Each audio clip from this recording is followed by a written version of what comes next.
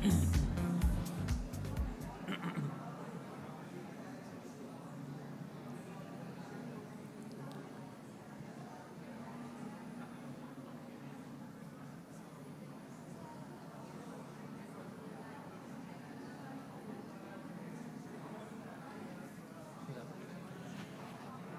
evening, everybody. Can we all just settle down? We are starting right away. Just giving the people in the front, our award winners, 30 seconds to settle down, and then we shall begin.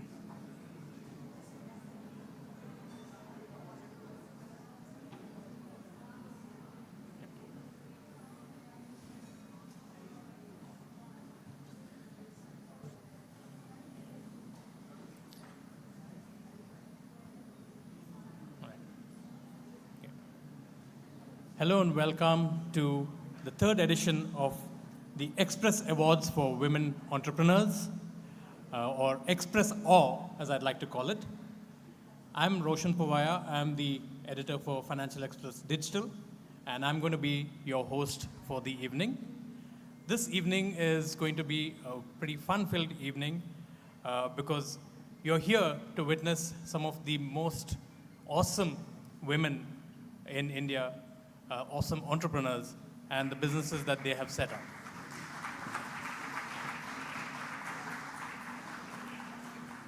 So the Express Awards for Women Entrepreneurs has been instituted by Financial Express in a joint initiative with FICCI Flow, and it is here to honor women entrepreneurs who've done exceptional work in their respective fields.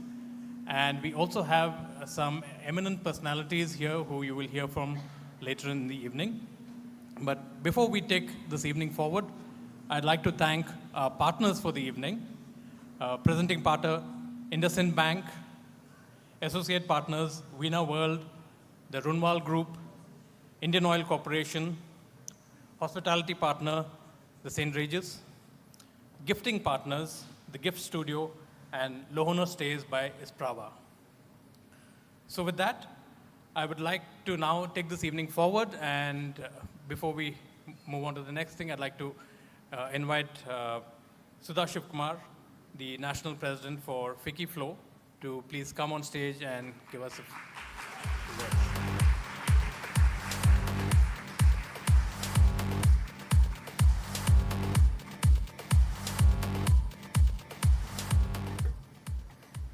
Good evening.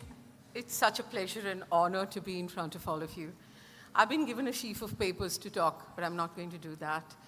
It's going to be one of from the heart. You know, when this all began 3 years ago, when Malu inked the MOU with Anand, little did we realize that the third edition is going to be physical and this strong. A huge round of applause to Effie for making this possible, and loads of gratitude to you. It has gone through a lot of meticulous process.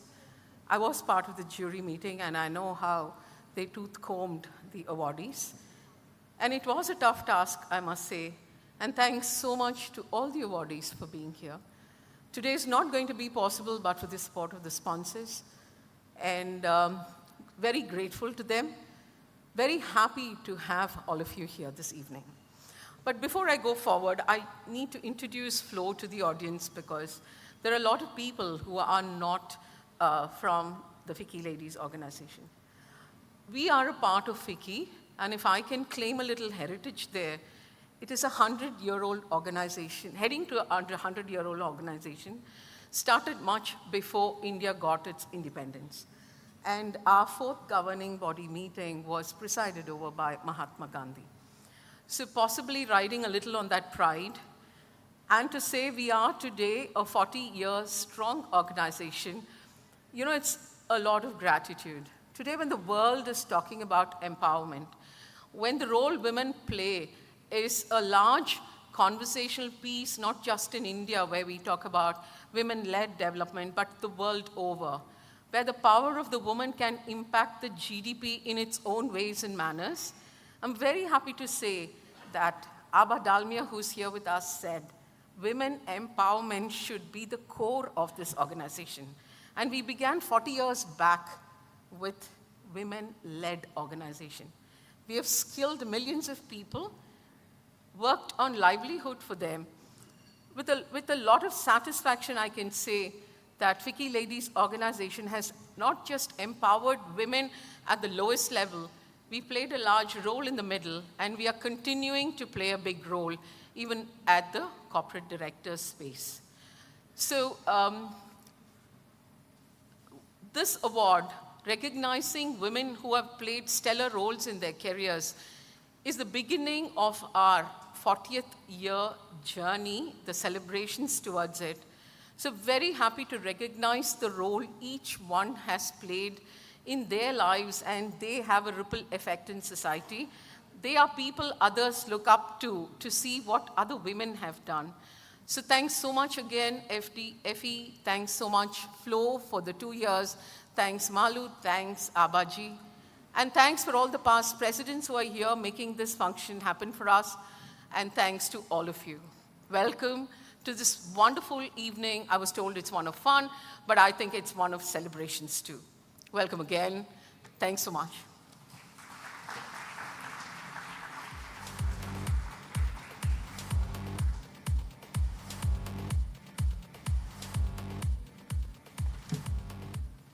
Thank you, Sudha, for that address.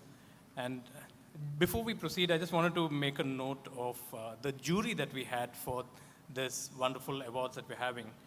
What makes it distinctive is that this was a very diverse jury, which had a lot of women, very eminent women on the panel. It was chaired by, of course, Deepak Parekh, former chairman of HDFC.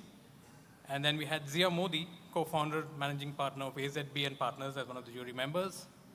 Kiran Majumdar-Shaw, executive chairperson, Biocon and Biocon Biologics. Meher Padamji, chairperson, Thermax. Preeta Reddy, vice chairperson, Apollo Hospitals. And this year we also had Sachin Bansal, co-founder of Flipkart, and now Navi Technologies as part of the jury. And so the winners you're seeing here have been complete, like as Sudha mentioned. They went through a lot of rigor in selecting the winners that we have today. With that, I'd like to now move on to the next bit of our program, which is to invite Ms. Rupa Satish, Head Portfolio Management and CSR at IndusInd Bank, who's partnering with us today, to come up and give us a presentation.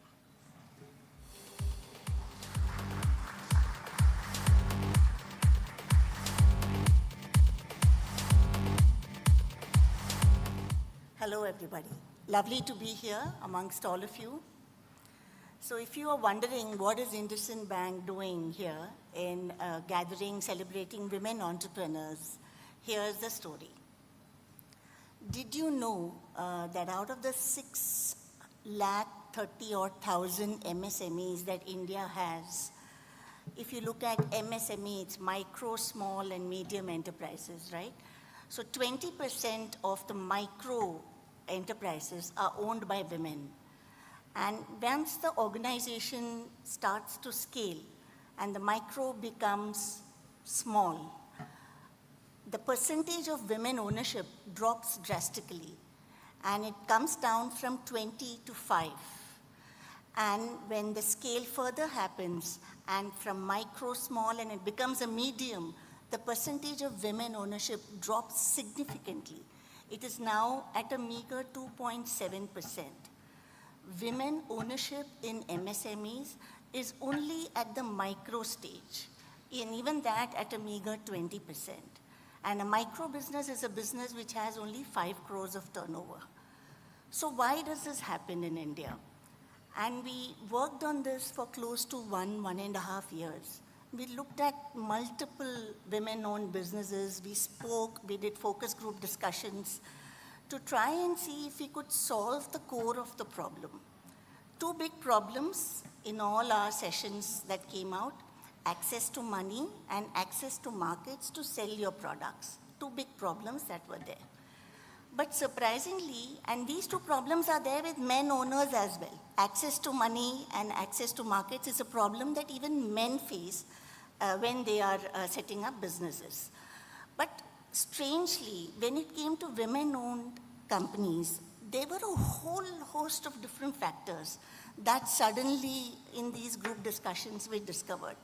Of course, we knew them, but it's nice to hear it, from the people themselves.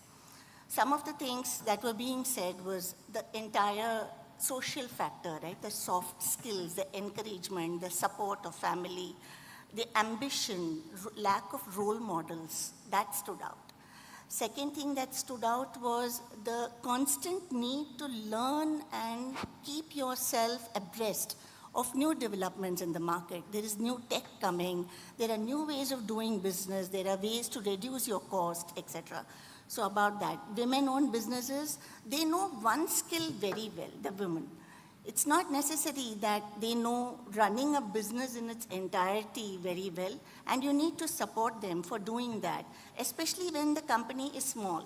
When you can't hire a CFO, you can't hire a HR head, you can't hire a legal department, and so on and so forth. But you still have to go and commit those expenses and go through that process. So this was the second problem. And the third problem was networking and access to a whole lot of network, professional network. Women just don't network. The fourth problem was access to equity access to equity and not just debt. Equity is a different market, right? I mean, you have to be out there all the time, talking to investors, learning the language, being confident to take those calls, and so on and so forth. So that is how IndusV was born. It is now a full-fledged platform in IndusInd Bank where we not just focus on providing loans to women entrepreneurs, but we provide them the entire ecosystem. We have tied up with bankers, banking and non-banking partners. These non-banking partners provide the much value-added services that a small woman-owned business needs very badly. So they are services like HR services, accounting services, legal services, tax, filing services, and not just that, how you learn and update yourself, how do you keep improving your skills, how do you get access to government grants, how do you get access to equity players, and of course, how do you get access to NBFC and bank money. So that is what the platform provides you, how to connect better, how to learn better, and how to grow better. So if you are a woman entrepreneur, don't waste time. Come bank with us, we will make you fly. That's our promise. So that's all from us. Look forward to meeting you all later.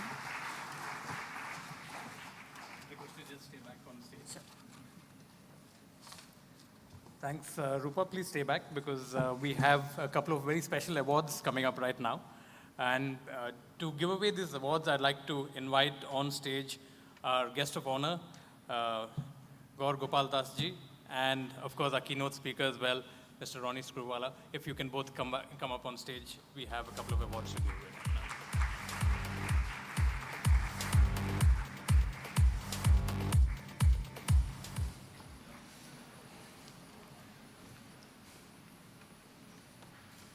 So these are the IndusV Awards, and can we have the AV, please?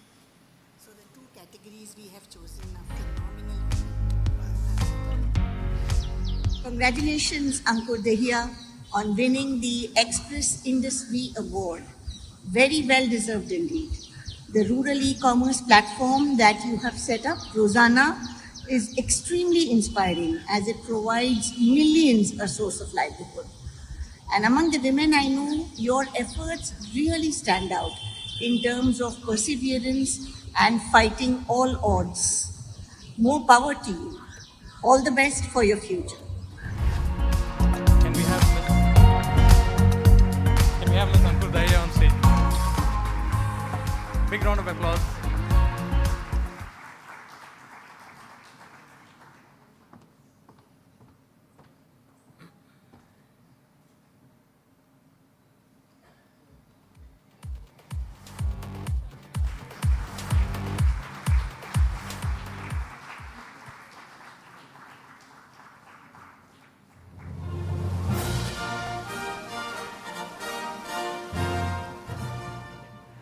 And now for the second award, can we have the AV, please?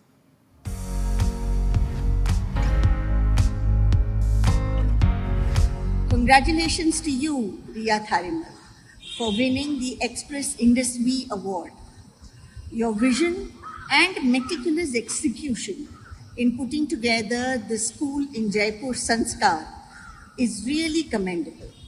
The dedication that you have shown and the commitment in empowering the students in your school really stand out among the other schools that we have come across. More power to you and keep up the good work.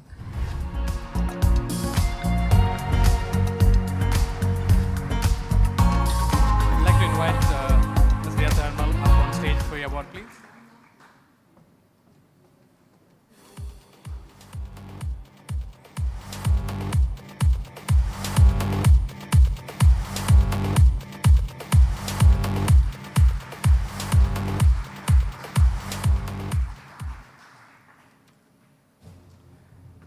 Right. Thank you. Thank you. I would like to request Gaur Gopal ji to stay back on stage because I think you have the next session. I promise you could just.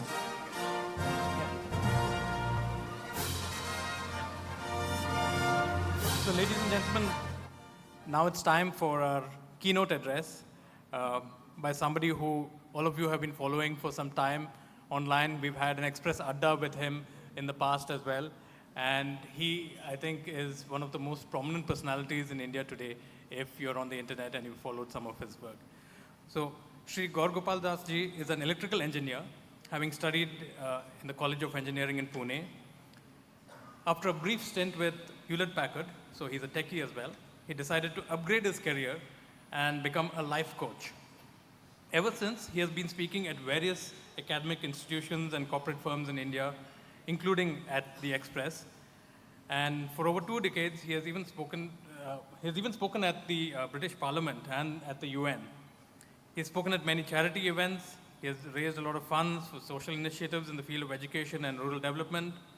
He has a lot of motivational videos that have gone viral with nearly about 2.5 billion views. With over 21 million followers across all social media platforms, he is known as the urban online monk. He also has a book, Life's Amazing Secrets, which is a national bestseller and has sold over 1 million copies. With that, I'd like to hand it over to Shri Gaur Gopal Das ji to give us some words of wisdom at this Awards for Women Entrepreneurs at the Express. Thank you very much. Thank you. A very good evening to you, ladies and gentlemen. It doesn't look like you're very happy seeing me, guys. A very good evening to you, ladies and gentlemen. Can I hear your voice a little louder? A very good evening to you, ladies and gentlemen. Oh, love that, madam. Thank you. We need to raise the energy in the room. We are just beginning the award function. And you can't have stale energy in the room. We need to make some noise and clap. So it is an absolute pleasure and honor to be here this evening at the Women's Entrepreneur Awards function. My gratitude to all the organizers for giving me the opportunity. I can't miss one of them, right? How do I take all the names? I'm saying to all the organizers for giving me the opportunity to be here, and my gratitude to each one of you as well. Heartfelt congratulations to all the ladies, the dynamic ladies who are going to be recognized, appreciated, and honored with this Women's Entrepreneurs Award this evening. Their success stories in their own way, and we all seek inspiration from their examples, and we would like to emulate the principles that they have imbibed in their lives in our own journeys. We seek inspiration from them to follow our aspirations. Is that all right if I come down? Oh, brilliant. Brilliant. Stages are boring. Stages are boring. They're like success. Very lonely. When you get up there, you don't know whom to trust. You absolutely don't know whom to trust when you're up there. Your social circle and the people whom you connect to goes on shrinking because you don't know who's trustworthy. Before you were a known person, people were connecting to who you are. Once you're a known person, people connect you to what you have. Before you're a known person, people will ask you, how are you? And after that whole success and fame is gone, people will ask you, who are you? Words change from how are you to who are you. That's about it. About 30 years I've been speaking and nobody came to me for a selfie, guys. Not a single soul came to me for a selfie. Suddenly in the last 5 years, even all the young girls, Guruji, can we have a selfie, please? All the young guys are super envious of me. They chase after them and the girls don't go. And here are all the girls coming to take a selfie. मुझे पता नहीं क्या हुआ. 30 years of doing the same thing. And suddenly today,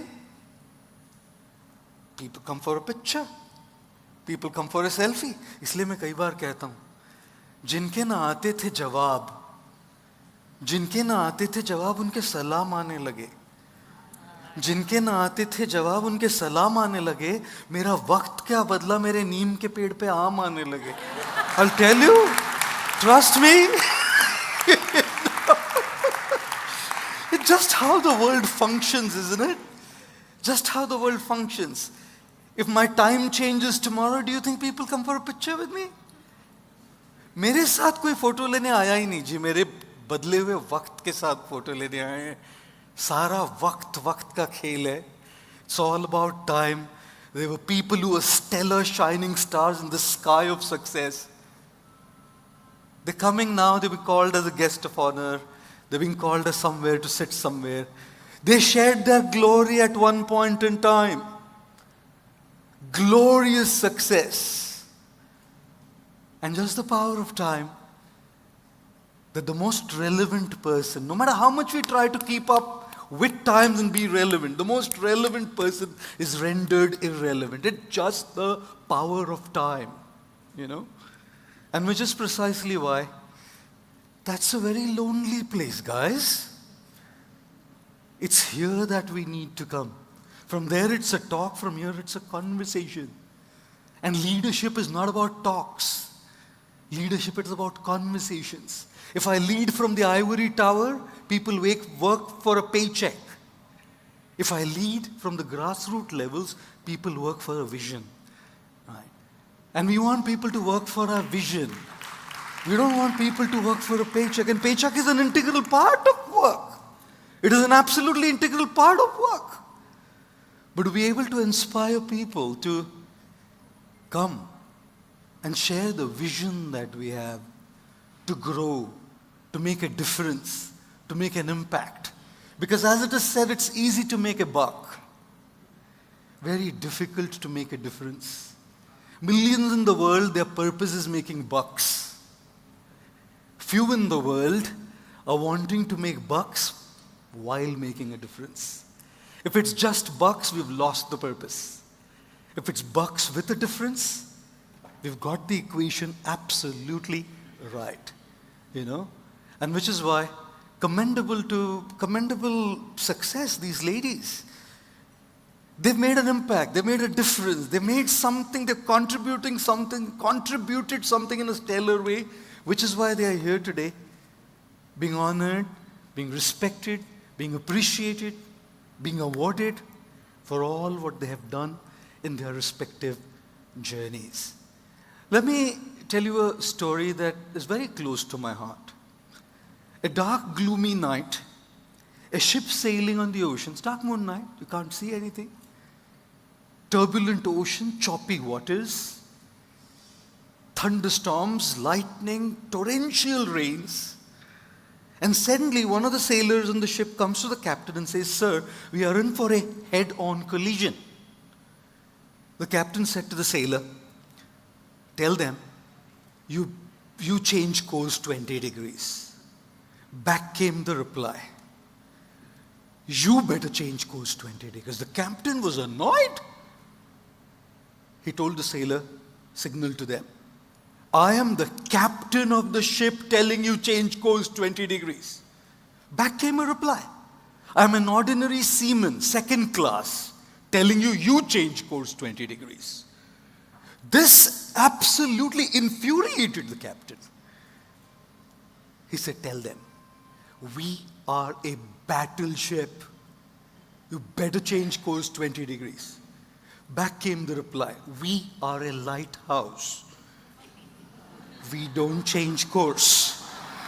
We don't change course.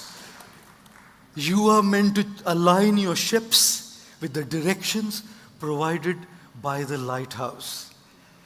Ladies and gentlemen, the fundamental prerequisite, requirement for success in whatever space is being totally in alignment with those lighthouse principles. It is when we make compromises with the lighthouse principles. It is when we start making those little adjustments for expediency.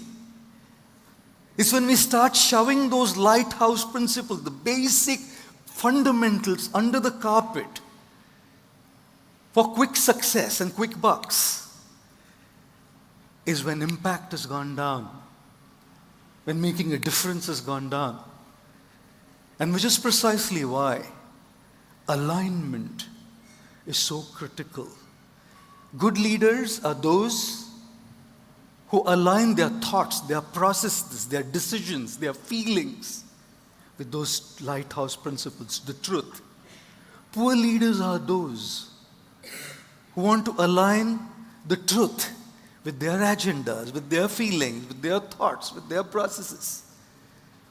Alignment is so absolutely critical. How many of you fly, guys? Oh, my that's a very difficult question.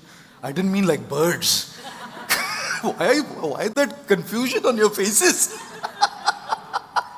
How many of you fly? Of course, all of us. Of course, all of us, we do. Right? In the year 2019, I was like a mad guy. I took 280 flights that year. That's called insanity. It's insane travel when you take 280, 300 flights a year. It's absolute insanity. Your body doesn't know what to do. You know, it just doesn't know what to do. And then I kind of became expert in making the cabin crew announcements. If the cabin crew member doesn't come, you know what to say. You know? Oh my. Once one of the cabin crew members, I just came on board a flight, I was going to London, BA, and the lady comes and says, welcome on board, sir. We guarantee takeoff. I said, landing, madam? She said, you're a monk, right? Pray. Praying is important. Jokes apart, one of my friends is a commercial pilot, and he told me that a plane during its journey to a particular destination is only on the air route for about 30% of the time. 70% of the time, the plane is being thrown off the route, thrown off the course by weather conditions. Yet when I take a flight to London, in about 9 or 9.5 hours, I land at Heathrow. Despite having known that I've been on the air route for not more than 30%. What's beautiful is, when the flight is thrown off the course, the pilot is constantly aligning and realigning the plane to the route. Which is why to expect that the flight will remain on track always is a myth. Is a myth. To think that everything is going to go the way we planned is a myth. If you want to make God laugh, guys, tell him your plans. If you believe in one, he's sitting up there and thinking, ye pagal planning kar raha hai. Kal nahi dekha isne. I'm not saying don't plan. I'm just saying how, despite all our planning, all of you successful ladies here today, everybody in the room here, but everybody who's going to be honored and awarded today can vouch for this with hand on your heart that during the entire journey, your plane has been thrown off course 1,000,000 times. Yet, you've landed at the destination at the Women Entrepreneurs Award today. You've landed at Heathrow. Why? Because you've been aligning and realigning your plane constantly. Good leadership, the fundamental requirement for success, is to be in constant awareness of the fact that this is just a part of my life. You know what? We fight constantly. How many of you were great at maths in school? Okay, brilliant, ma'am. Wow. How many of you are terrible at maths in school? Wow, very honest raise of hands there. How many of you didn't care a damn for maths in school? Okay, that's the most number of hands I get raised there. Oh my. There was a teacher who came in a class, 7-year-olds. She's a maths teacher. She said, a ship is sinking, a frog is croaking, and potatoes are 20 rupees a kilo. Guess what my age is? The kid said, can you come back with that question, ma'am? Said, a ship is sinking, a frog is croaking, and potatoes are 20 rupees a kilo. Guess what my age is? One boy raised his hand and said, 32, madam. She said, you're bang on. But how did you get that answer right? He said, well, my sister's 16 years old, she's half mad.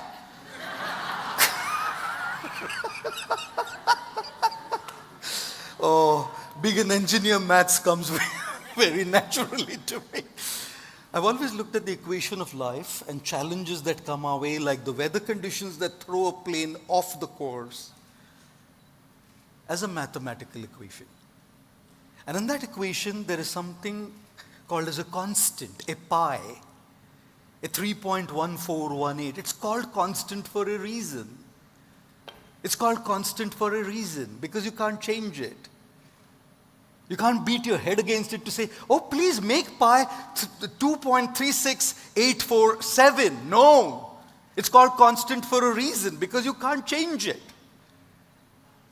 And the earlier we identify what our constants are, we don't waste our time, resources, energy on fighting those things that are just 3.1418.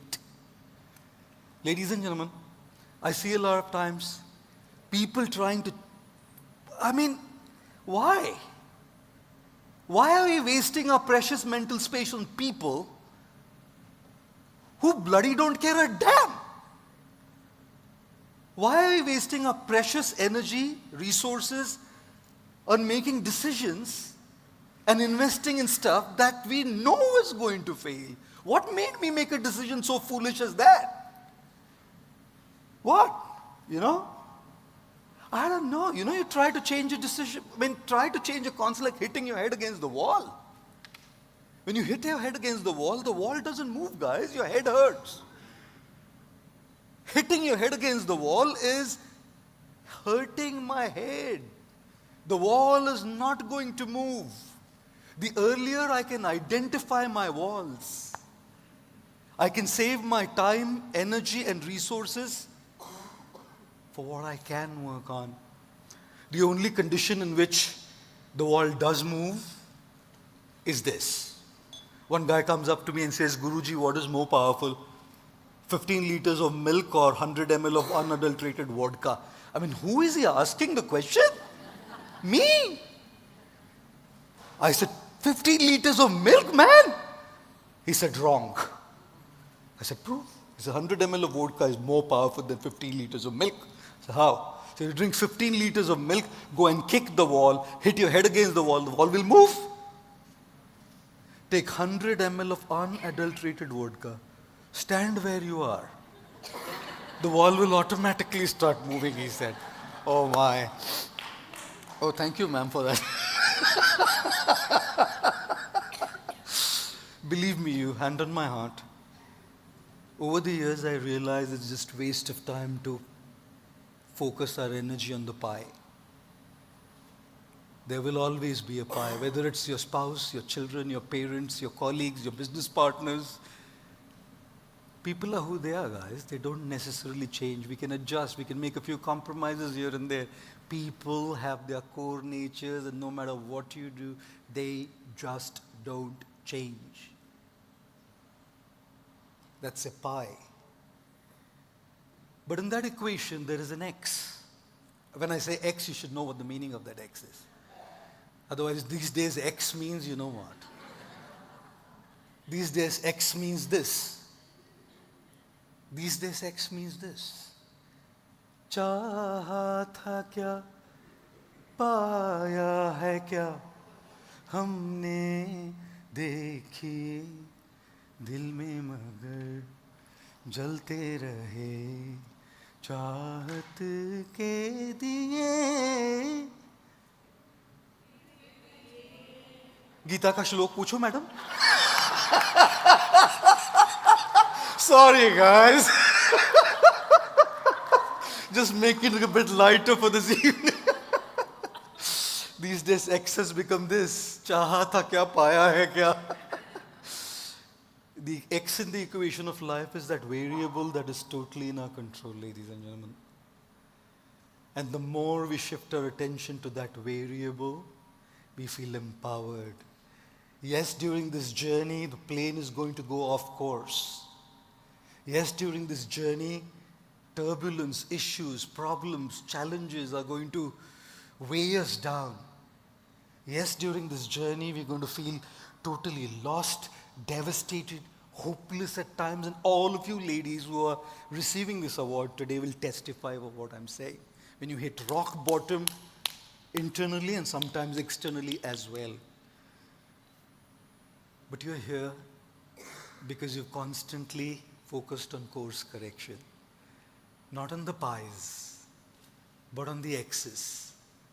And which is what is the beauty of life.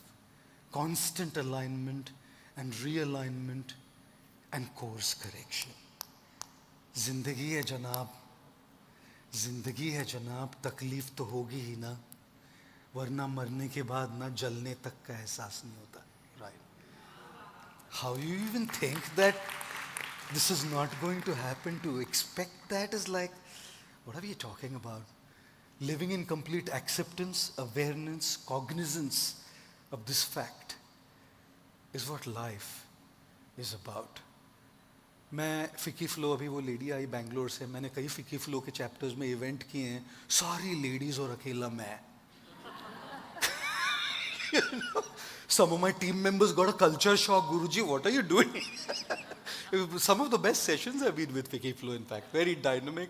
And I remember she just came to remind me. I just did a session with them recently. It was a full house, over 500 people, 500 ladies. Wow. And I said a statement there, just mentioned something there.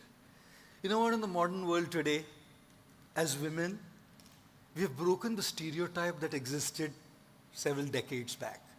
We are out of the stereotypical boundaries. You wouldn't be here otherwise. Leading businesses, creating impact, making money, making a difference, holding massive, respectable positions up there. You wouldn't be able to do it if we weren't to break out of those stereotypical boundaries. We have. एक बात बताऊं आपको, मुझे एक शेर याद आ रहा है, और उस शेर के साथ मैं अपनी माँ की कहानी बताऊंगा. And I'll stop for this evening. Don't want to bore you for too long. There's a lot to happen this evening. But ये एक कहानी और ये एक शेर is something that's very close to my heart. I read this long back, which said, निकाल लाया हूँ पिंजड़े से एक परिंदे को, निकाल लाया हूँ एक पिंजड़े से एक परिंदे को, अब उस परिंदे के दिल से पिंजड़ा निकालना बाकी है. You know, I have removed the bird from the cage. Now I need to remove the cage from the bird. आप लोगों ने ना वो पिंजड़े से निकल गए हैं आप. Ladies, if there is something that's stopping you, it's no longer those boundaries. Because we are in times where those boundaries have gone out. We've come out of those boundaries. But someone of the level of Indira Nui still had that pinjada and the guilt that I'm not giving time to my daughters. Someone of the level of Indira Nui is still living in this thing that, oh, I couldn't spend enough time with my daughters. है ना भाई, कुछ तो करने जाओगे तो कुछ तो neglect होगा ना भाई. You don't get best of everything in the world. This work-life balance and balancing, that is a crappy myth. You can try to do whatever is possible, but it's not happening. When you're getting somewhere, there is always going to be something that's going to be neglected, guys. निकाल लाया हूँ परिंदे को एक पिंजड़े से परिंदा निकालना बाकी है. परिंदे से पिंजड़ा निकालना बाकी है. Important for all of you who have aspirations. You have all the opportunities, all the freedom, the resources available to grow. You have the potential to grow.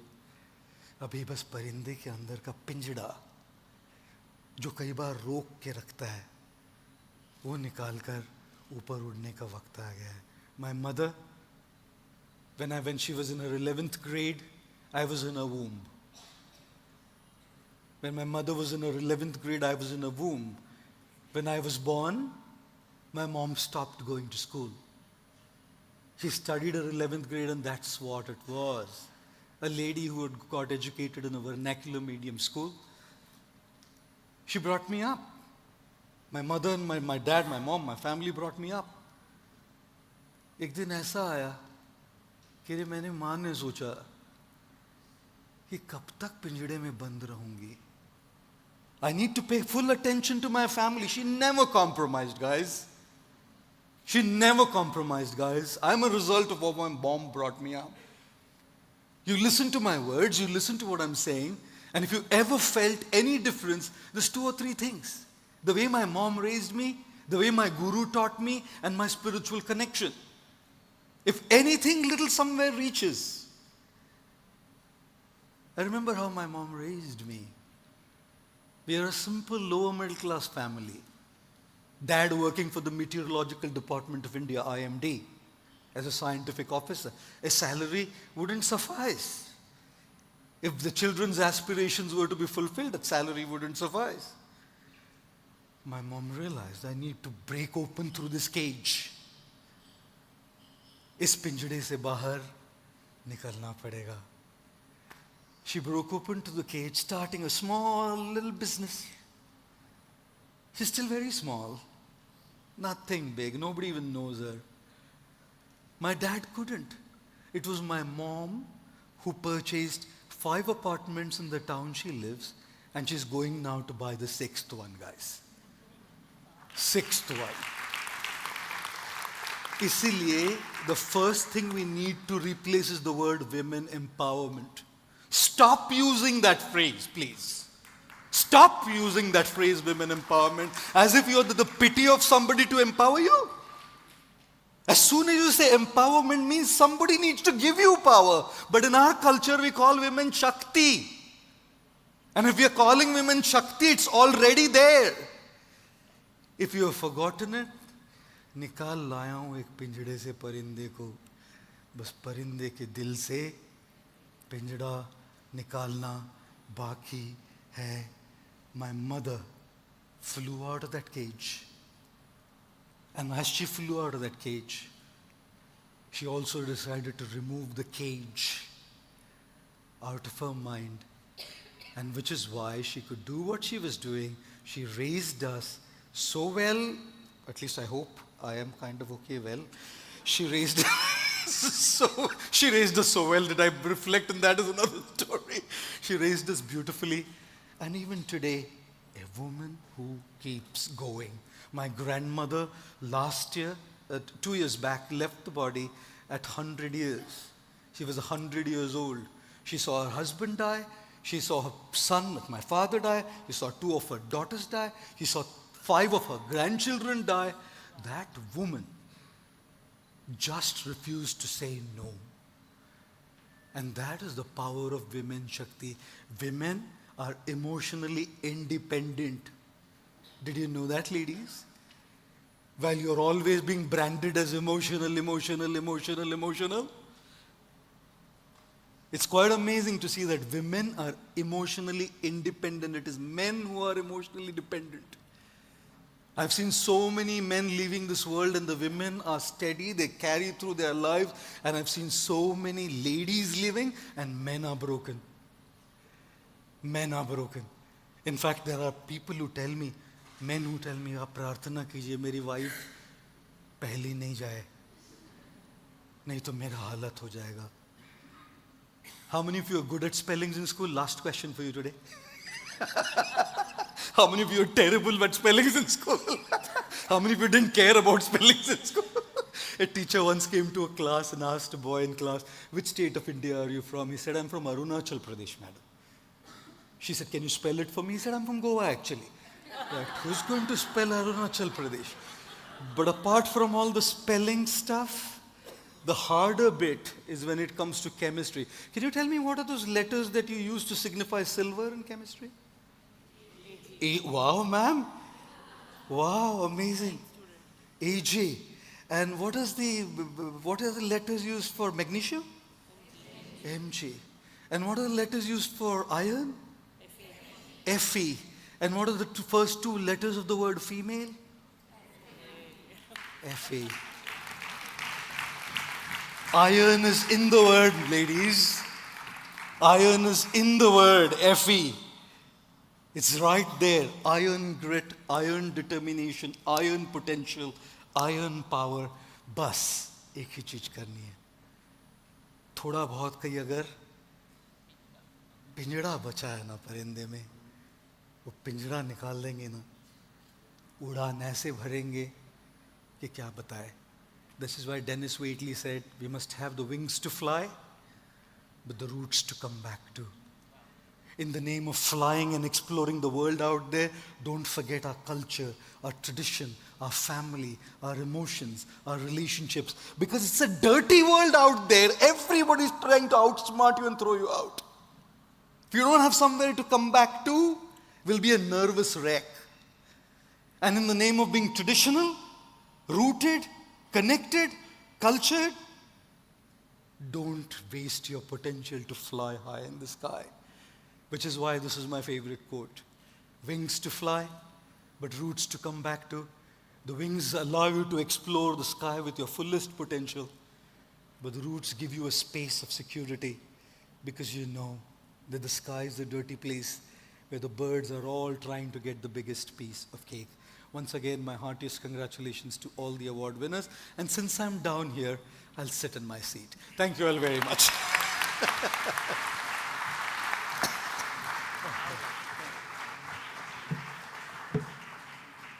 Thank you so much, Gaur Gopal Das ji. That was a very enlightening speech. And yeah, FE is also there in Financial Express. So to bring back and to bring this back on course, like you mentioned, we shall now proceed. And with that, I'd like to invite, in fact, the editor of Financial Express, Mr. Shamal Majumdar, to take this evening forward and give us his introductory note. Shamal.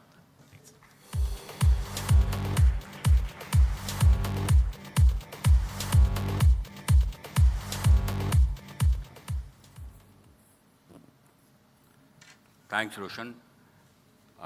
Good evening, ladies and gentlemen.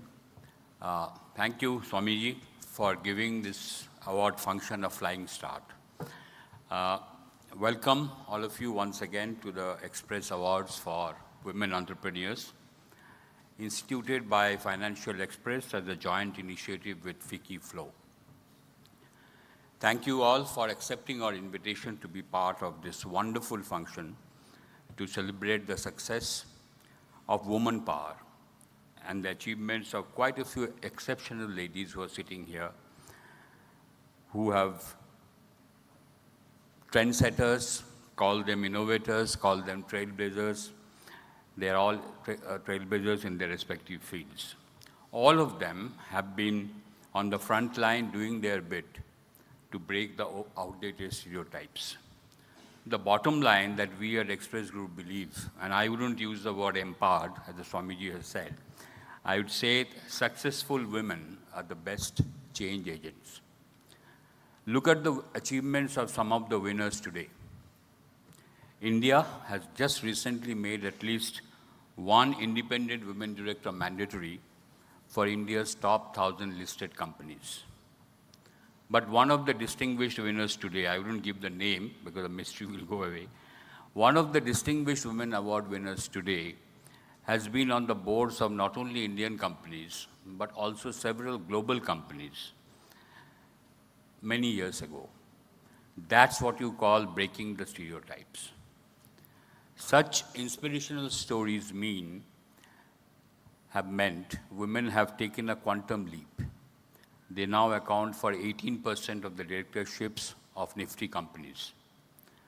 But as all of us must admit that there are many challenges. By some estimates, India will take 35 years to achieve 30% gender diversity on boards. There are other challenges too. For example, are we doing enough to increase women's participation in labor force, which is stuck at 20% for some time? Are Indian companies doing enough to bring in a culture of inclusivity, not only at the top, but also at the entire workplace? Now, these are questions we should ponder. For example, are we doing enough to bring back women between the age group of 28 to 35, a significant number of whom leave the workplace and still don't find enough avenues to come back to work? Now, Indian companies have made a lot of progress on that, but I think there is still a long, long way to go. A good beginning has been made, there is no doubt about it, and today's winners, each superstars in their respective fields of work, have shown when there is a will, there is a way. Congratulations to all of them. As my colleague Roshan said, what makes these awards particularly unique and distinctive is the jury, which comprised of industry icons. You already know the names, so I wouldn't repeat them. This year too, I have observed the jury functioning and the rigor that they have put in selection of the award winners has been a great educative experience for all of us at FICCI, FLOW, as well as FE. So ladies and gentlemen, let's put our hands together for the jury members and the women award winners, please. Thank you very much. Thanks, Shamalda. Requesting you to stay back on stage. And with that, I'd also like to invite on stage our keynote speaker, Mr. Ronnie Screwvala, and our guest of honor, Mr. Gaur Gopal Das ji, to come on stage while we go ahead with the awards presentation. The first category that we have for the evening is in travel and hospitality. Can we have the AB, please?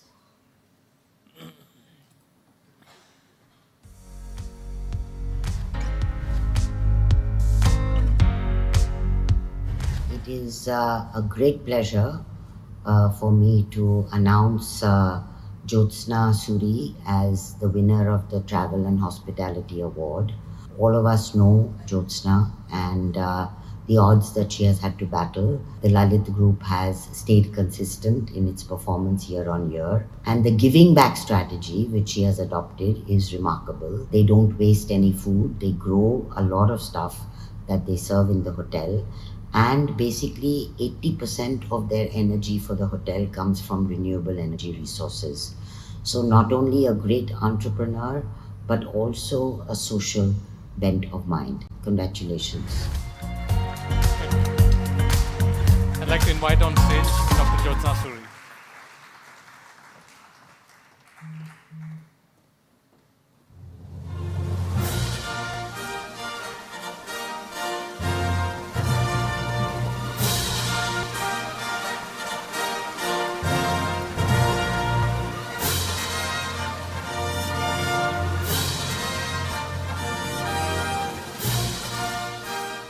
Dr. Suri would like you to say a few words as well.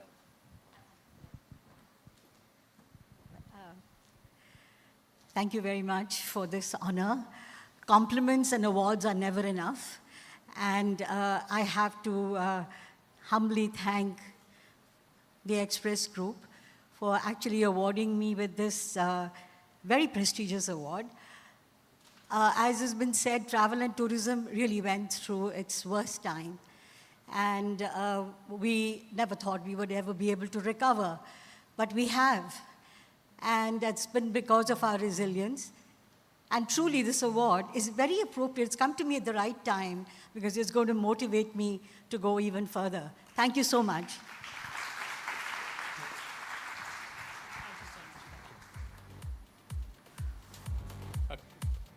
Can we have the next category now? And that is social impact.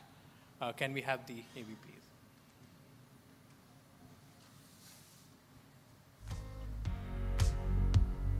Laila Tayyabji is an institution itself in the field of Indian arts and artisans. Her deep understanding and appreciation of Indian crafts and textile heritage led her to start Dastikar over 40 years ago, at a time when there was no CSR funding and limited understanding of the needs of this sector. She has dedicated her life to revolutionizing the crafts industry.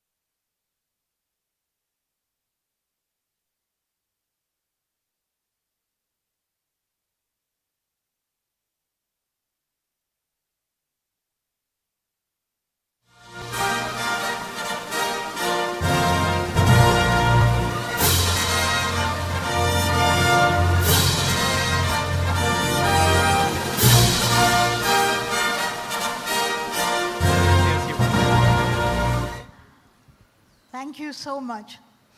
Every time I get recognition for work which frankly has been such fun and so fulfilling, I feel a little guilty because quite honestly, it is the hundreds and thousands of craftspeople, men and women, who have really given me that pleasure and that satisfaction. And so this is for them. Thank you so much.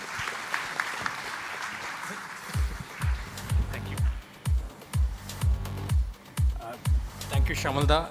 And you can just exit. And I'd like to invite on stage Ms. Veena Patil, founder and managing director, Veena World, to join Shri Gaur Gopal Dasji and Mr. Ronnie Screwvala on stage for the next set of awards.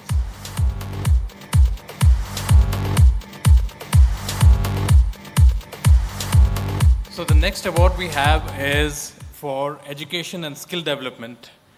Can we have the AV, please?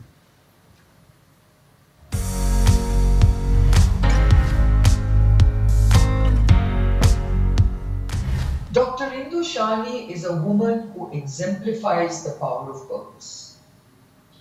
Her presence today at this award ceremony, despite her recent personal tragedy, is a testimony of her dedication to 4 decades of an academic mission to deliver impactful education and future-ready skill development.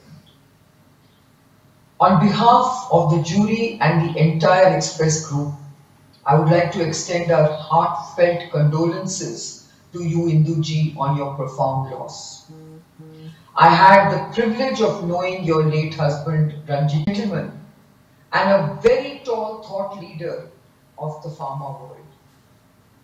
He was so immensely proud of you and your achievements. May his soul rest in peace. Om Shanti.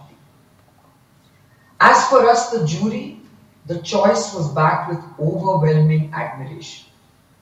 Atlas Skill Tech University, which Dr. Indu Shani founded in 2021, has rapidly grown into an academic center of eminence, having won several recognitions and awards in such a short time, including the Icons Award in 2022 for the top-ranking emerging design school in the country.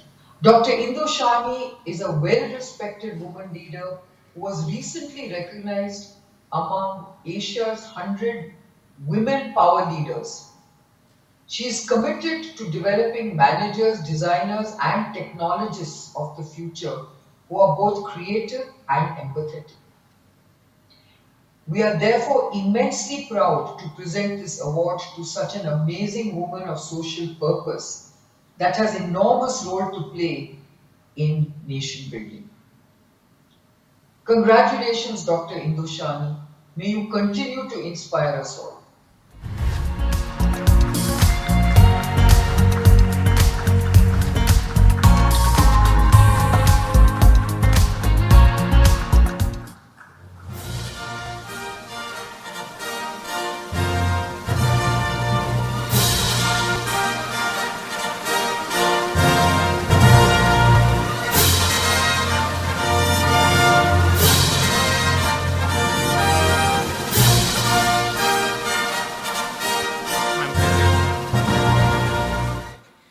thank the Indian Express and the distinguished jury for bestowing this award on me. It is a special moment for me today.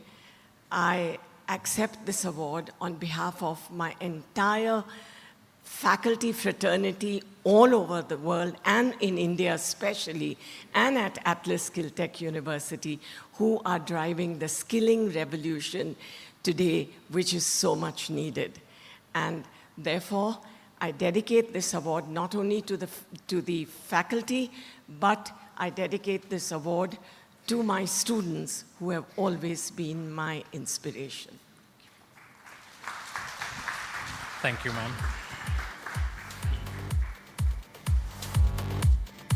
The next category we have is for health and wellness. Can we have the AV, please?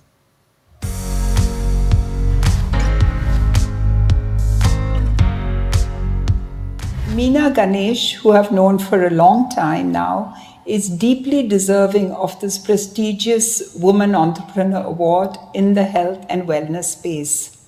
She has been a serial entrepreneur, extremely good at what she does, but in this area, in the area of home health, she has truly set it on the Indian map. Many others have followed her lead, but she has taken high level of healthcare, critical care to people's doorsteps. She has provided personnel for families, for their parents who, for children who live far away, for their parents, a companion, someone to look after them. She's actually done the whole gamut of home health care, which I think is phenomenal. It may be a great business space to be in, but more than anything else, she's done it for the social good. She's truly deserving of this award. I'd like her to wish her the very best. And in this category, I think Meena Ganesh has been a trailblazer, and everybody else has followed after her. So wishing her and Portia the best, and congratulations. This is truly well deserved. Ladies and gentlemen, Meena Ganesh.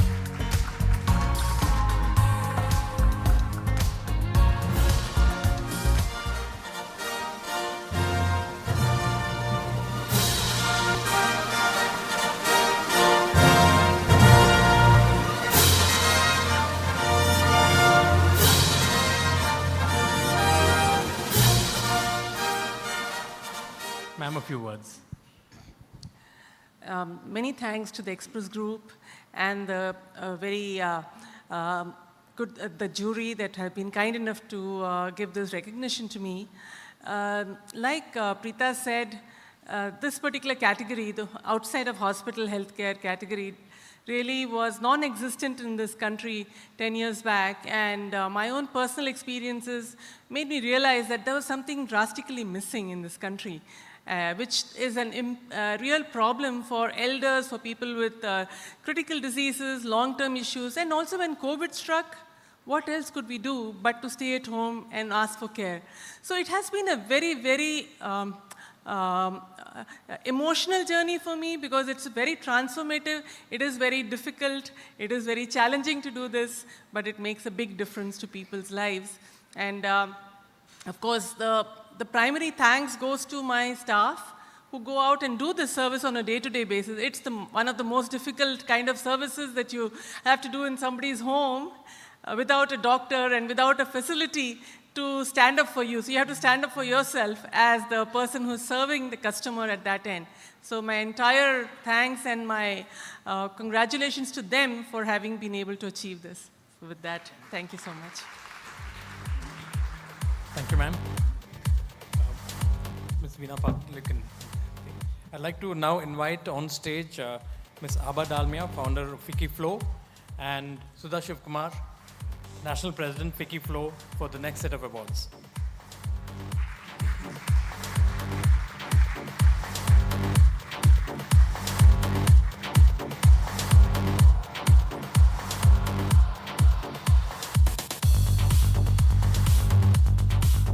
The next category that we have is media and entertainment. Can we have the AV, please?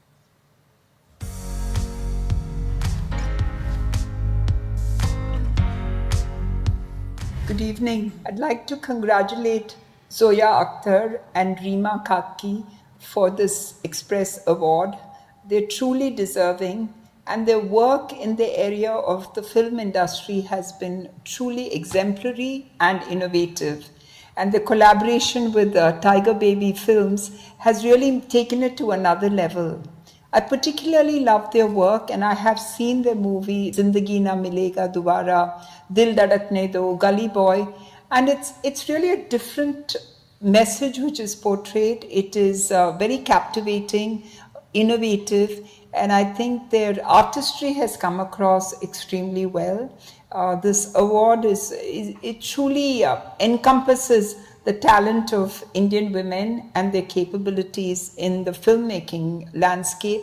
I wish them both the very best, while I congratulate them from the bottom of my heart. God bless. Can we have Ms. Zoya Akhtar on stage and Rima Khakti as well?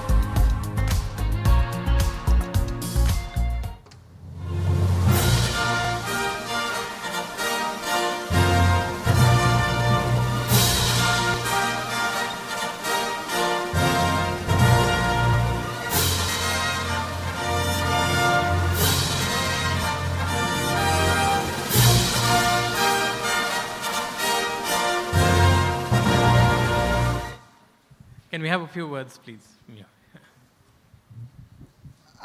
It's a real honor to be here with so many distinguished women. Big thank you to the jury and the Indian Express Group. Thank you to the Express Group for this. And we started our company, Tiger Baby, so that we could control our narrative and tell our own story. And hopefully platform stories of people that are like-minded to us. So to be validated for that in a group with such amazing women is very gratifying. Thank you very much.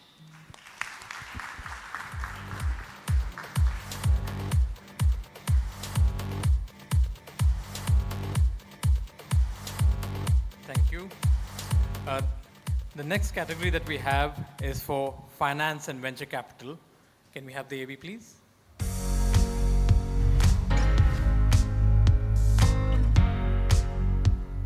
Renuka Ramnath. From a long career with ICICI Bank and ICICI Ventures, Renuka Ramnath took a bold step 15 years ago to branch off on her own to start Multiple Asset Management, a leading private equity fund in India today. Her astute financial acumen, experience, and understanding of the challenges of the PE business has resulted in Multiples growing to become a $1 billion PE fund in India today. Renuka's name is synonymous with private equity in India. She thrived on challenges that came her way in a long and illustrious career, consistently finding solutions to succeed and provide extraordinary returns to investors. She is an exemplary role model for all women entrepreneurs and a worthy winner of today's award in the finance and VC category. Ladies and gentlemen, please welcome Ms. Renuka Ramnath on stage.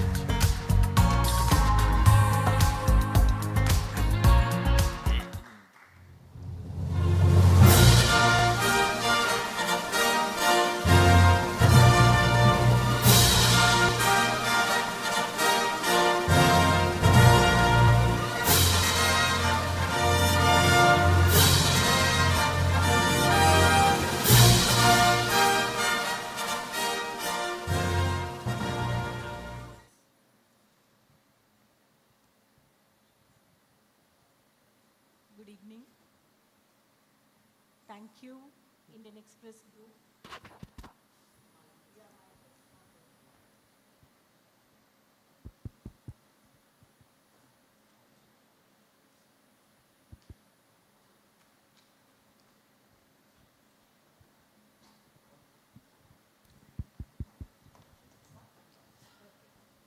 Good evening. Thank you, Indian Express Group, FICCI Flow, and members of the jury. I'm very overwhelmed to hear these words about me from a guru in finance, Mr. Deepak Parekh. I just can't express how emotional I am today to be acknowledged by this outstanding jury as a worthy winner. Well, I owe a lot of gratitude to my boss, Mr. Kamath, who allowed me to be an entrepreneur.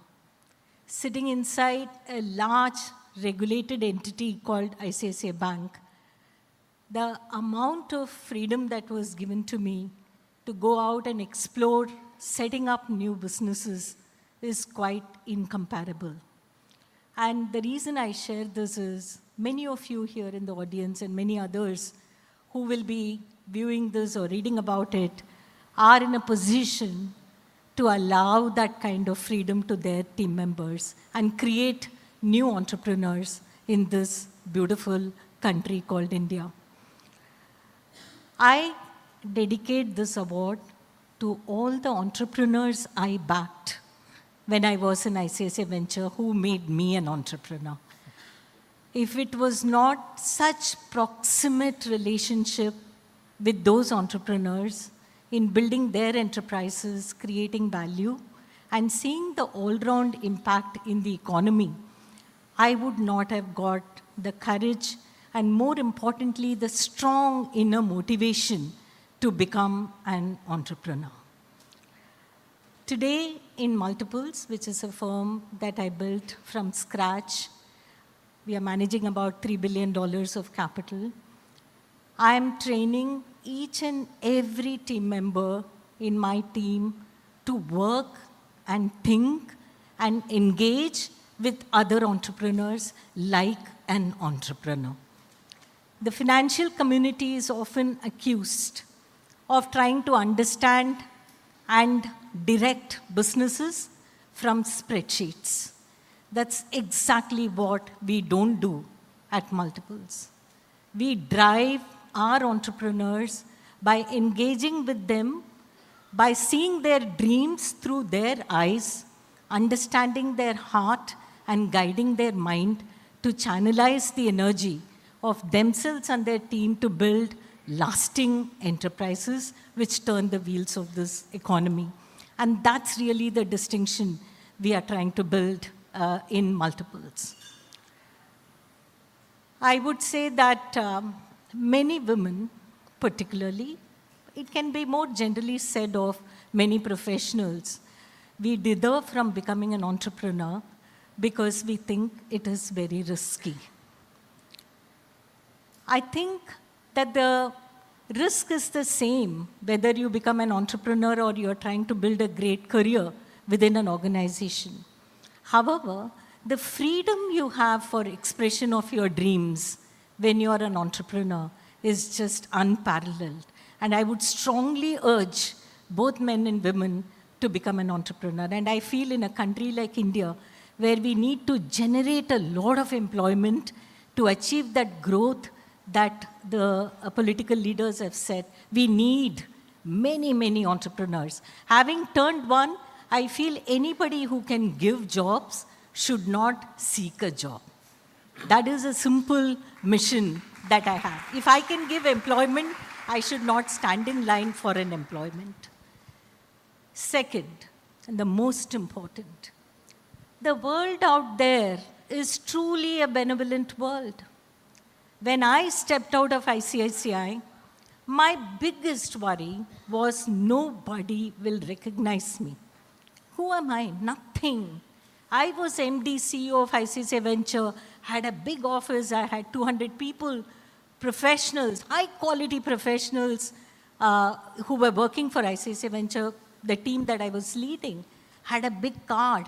I had a car, I had an office, I had everything. And I was out on the street absolutely as nothing, as just Renuka. And when I stepped out of my house, the very first day when I stepped out as just Renuka, my father was sitting there in the drawing room, bewildered. Where is his daughter going today? And who is she going to meet? He said, Renu, where are you going? I said, I'm going out to meet a few people. She said, will they meet you? I said, that's exactly what I'm going to assess, Appa. Bless me.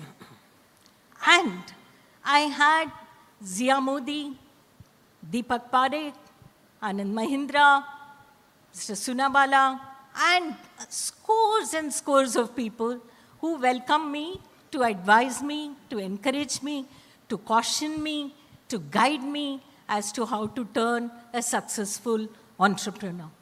The amount of help, the amount of guidance, completely unsolicited, that I have received from everyone is quite unbelievable. Therefore, for me, building multiples has been a spiritual journey rather than an economic journey.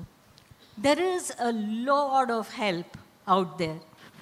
During your course, try and build as much goodwill, do as much good with selflessness, and it comes back to you in multiples, is my true experience. I really want to thank the jury again, and I want to, of course, immensely thank my parents, who have never questioned any of my bold moves and have unquestioningly supported me. And the other famous thing I like to say is, my children raised me rather than I raised my children. So all of you be blessed with great family to turn a great professional and entrepreneur. Thank you. Thank you.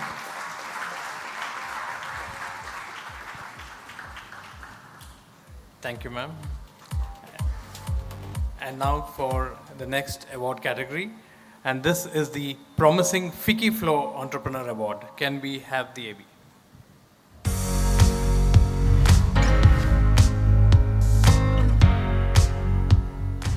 Avarna Jain was unanimously selected as the AWE winner from FICCI Flow this year.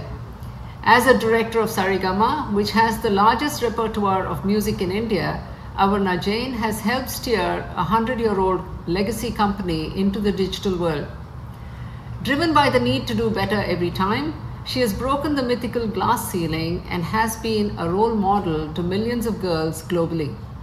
Congratulations, Avarna, and wish you all the very best.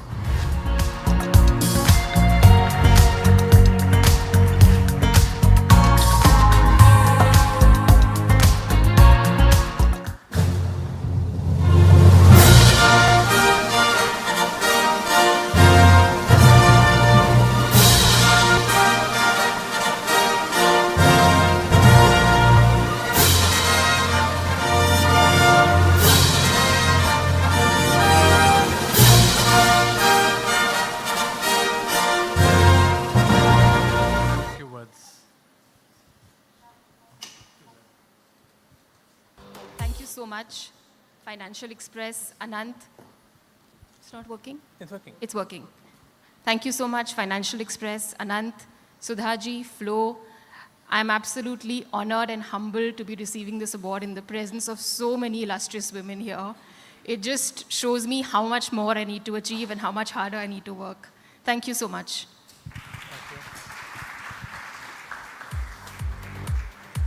Thank you, Mr. Screwvala, Shri Gaur Gopal Das ji, Ava Dalmia ma'am, Sudha Shivakumar ma'am. Thank you so much. Okay, that brings us to the next session of this evening. Our chief guest for the evening is someone who doesn't need much introduction. You'll have seen him on television for many years, and he's an entrepreneur in his own right.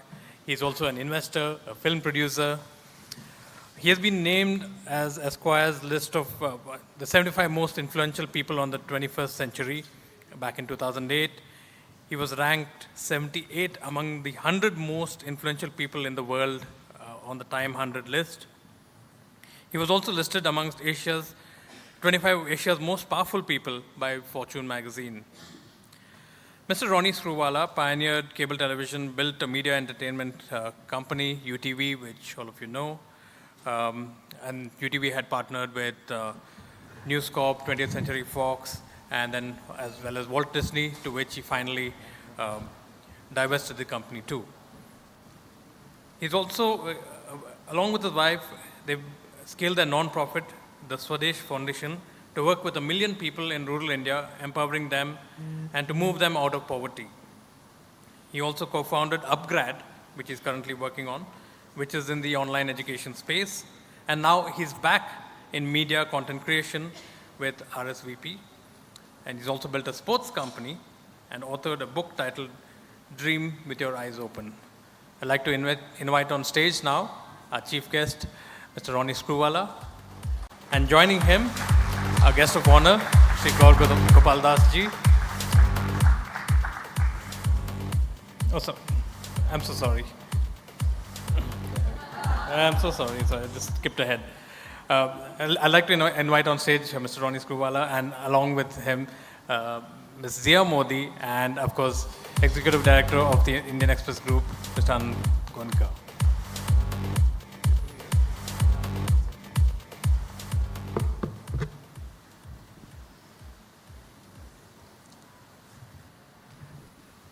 Zia auntie asked me if she can just go out for a quick call, and I said, yes, you're not required on stage immediately. And sure enough. With a lawyer, there's no quick call. So I think, can we start? Do you think we can just, yeah, we don't mind, we don't want to keep audience waiting for too long, and I'm sure she'll be with us in a second, just on the way. Ronnie uncle, can I call you uncle on stage, or should I? No, absolutely not. Okay, out fine. of the question. I'll try not to. Out of the question. Ronnie G, Mr. Screwvala, what do I do? What do I just Ronnie? Okay, I'll try. So you know, he's been like a mentor to me since I was 16 years old, and I've just proofread so much of the work that he's done that so sort of I know his career so well, better than most people would, I think. And Zia, we need you on stage. Sorry, I apologize to the crowd for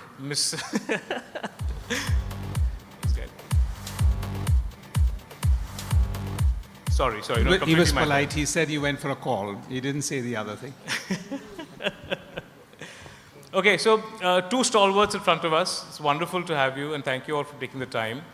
I thought maybe we can just start by kind of telling, just kind of sharing with us that, to be entrepreneurial today versus when you all started out, it's a bit of a full toss, but still, how much has that changed? I mean, what do you need to be successful as an entrepreneur today compared to when you all started out? Yeah, you want to go first? I think the mindset is easier today because of all the examples of successful startups. I think that there is more backing from the family, men or women, young boys or young girls. The risk-taking mindset is just much higher than it was when I started, at least. I speak to a lot of colleagues, and I think for me, when I started off, I used to always look for people who can solve problems.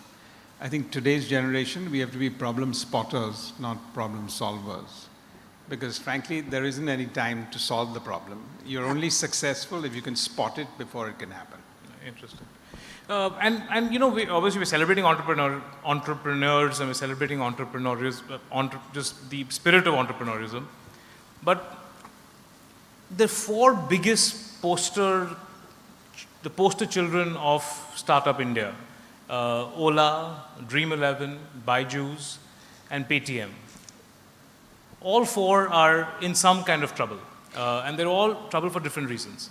Ola, to some degree, has taken, maybe they were too aggressive as a business. Dream11, there's retrospective, it's a regulatory problem.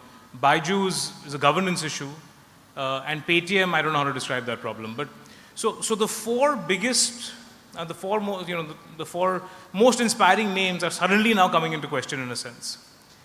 So while we celebrate, my question is, the risk appetite that Ziaji was talking about, is that something which, you think still stands even today? Well, I'd answer it in two ways. I think, firstly, I don't know many industrial groups that haven't gone through their highs and lows. So I think if you go back to the 30 years and the 40 years, you'll always find the cycle on that. So I think to actually hurl it and spotlight a few, everyone's gone through their cycles, and some of the best groups in the best managed groups of that, and I think there is a time and a place for it. So that would be my first answer.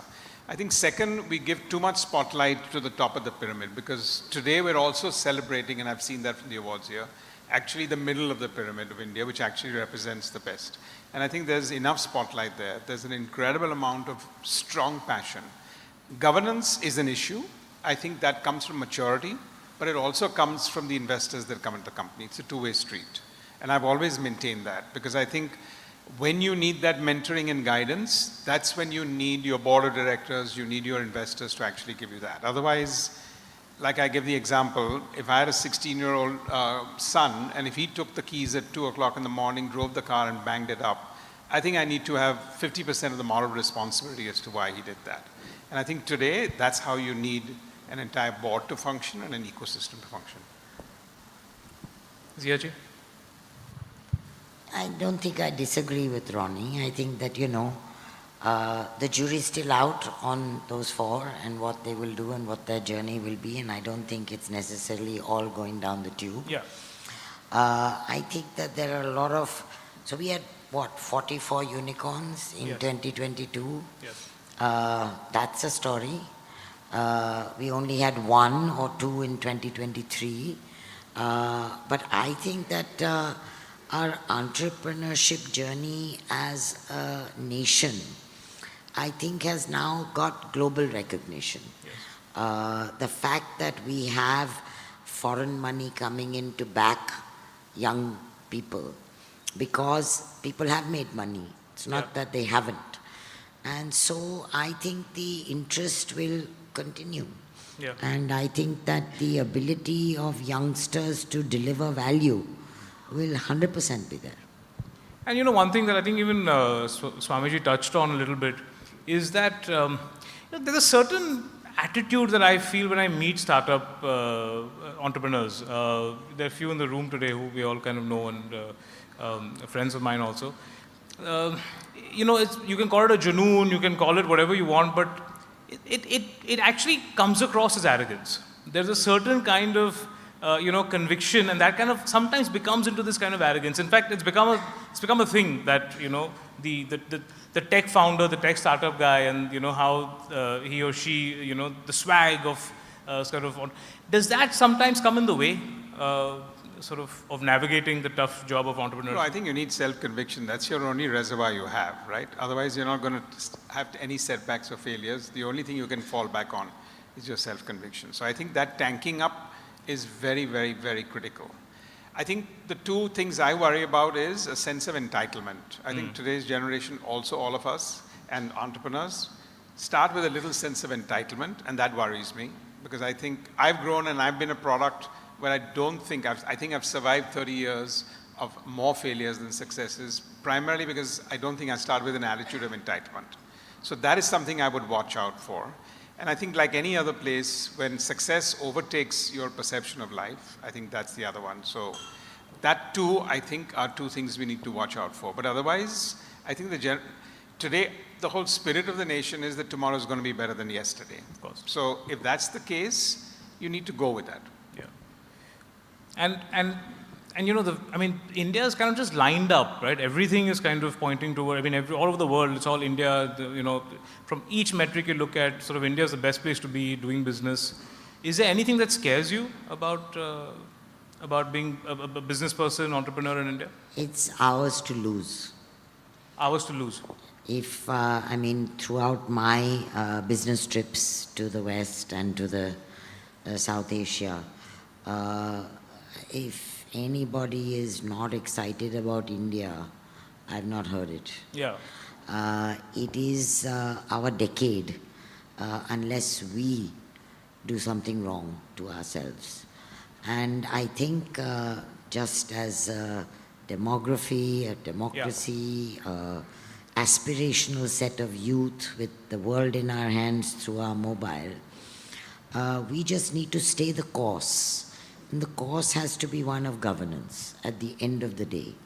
That's what will get our nation through and make this trillion whatever. Yeah, but government, sorry, you want to add something? I was going to say, actually, optimism is phenomenal, but I think it needs to come with a sense of realism. Okay. And that would be one aspect. The second one I do believe is that we might be a 5 trillion economy, and I'm sure we'll get there. But the income divide in this country is something that I think we should all be concerned about. Because I think if the income disparity grows and grows, we can't be an absolute developed country unless we can have some more sense of wealth balance and some sense of income parity between people. I can see that because I run a not-for-profit and I run a for-profit, and you can see the stark reality in how you want to do that. So I think if we don't take the aspirations of the 600 million people to account when the other 600 million people feel achieved, that's going to be a problem.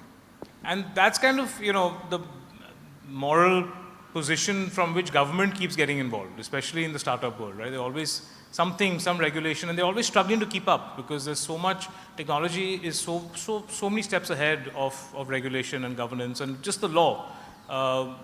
So is that something, Ziaji, that would kind of concern you, that government and regulation is not able to quite figure out how to deal with this all these entrepreneurs and this kind of I think the more government stays out of it, the better.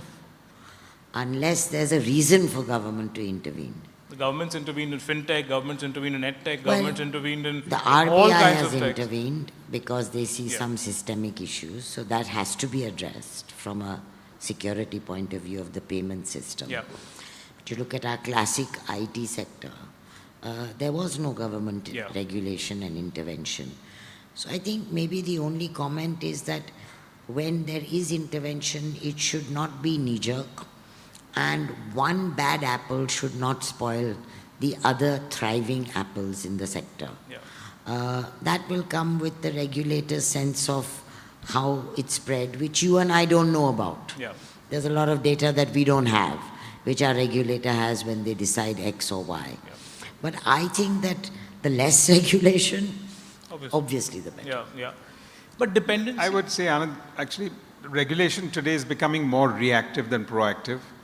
That's because everything is changing so fast. And that means for most people to actually preempt something, because it takes a year and a half for research and a regulation to pass through the entire bureaucracy, by which time things have changed. So we need to be realistic for that for next decade, 2 decades. I think regulation will be a little bit more reactive than proactive. They're and when you hear reactive right? ones, then it just sounds like knee-jerk, it sounds stronger, it sounds preventive, it sounds all the negative things to it, but that's how it's going to pan out. And that's the business environment. And so what's your advice to the entrepreneurs? Like, how often should they engage with government? When should they engage with government? At what point do you feel like they need to have, their sort of concerns taken to a larger platform? Because generally they kind of work in a silo. They know their customer very well, of course, but they kind of stay about, everything else they kind of stay away from. Well, I think it's tricky. You have a conversation that is too preemptive, and you can be opening up doors that don't need to be opened up. So I don't think there's a clear advice that go out there and engage with government or regulators, because actually, in a sense, the more you self-regulate and the more you do what you want to do, and the more you're under the radar, I think that's one way to look at that. So self-regulation in an industry where I think people get together and form some sense of cooperation is very important. But you see, there are so many consultation papers, there are so many press articles, where if regulators have started expressing concern, you've read it, right? It shouldn't be a surprise. It shouldn't be a surprise. And so if you have your own sense of good advocacy and a rationale and a logical reason for this or that, and you're seeing it coming, then go and talk about it to industry associations or whatever. But it's very rare that a regulator does something overnight. Yeah, so they always give enough signs and indications. D2C businesses, we keep hearing about dependencies. That's a big part of, all these dreams that entrepreneurs Zia wanted to understand what D2C was, she asked me. So Anand, please explain to Zia D2C. No, I understood that. No, I mean it because actually I also wanted to understand. Because Direct to customer. There's a fine line between B2C and D2C. That we all understand. Okay, so essentially the market all over the world kind of gives a premium to companies that are able to establish direct relationship with the consumers, and so that direct to consumer, direct to customer relationship, when it becomes a business model, is kind of what most D2C businesses are kind of aiming for. But the dependencies for these businesses end up with a few people, whether it's a telecom operator, whether it's big tech, Google, Amazon, Jio, whatever. How do you recommend for entrepreneurs to navigate these dependencies? Because at some point you build, in my industry we built, so across the world you've seen businesses built on Facebook and Google's algos, and then the algos change and your businesses are wiped out. So, and a big part of entrepreneurship is that you kind of just pick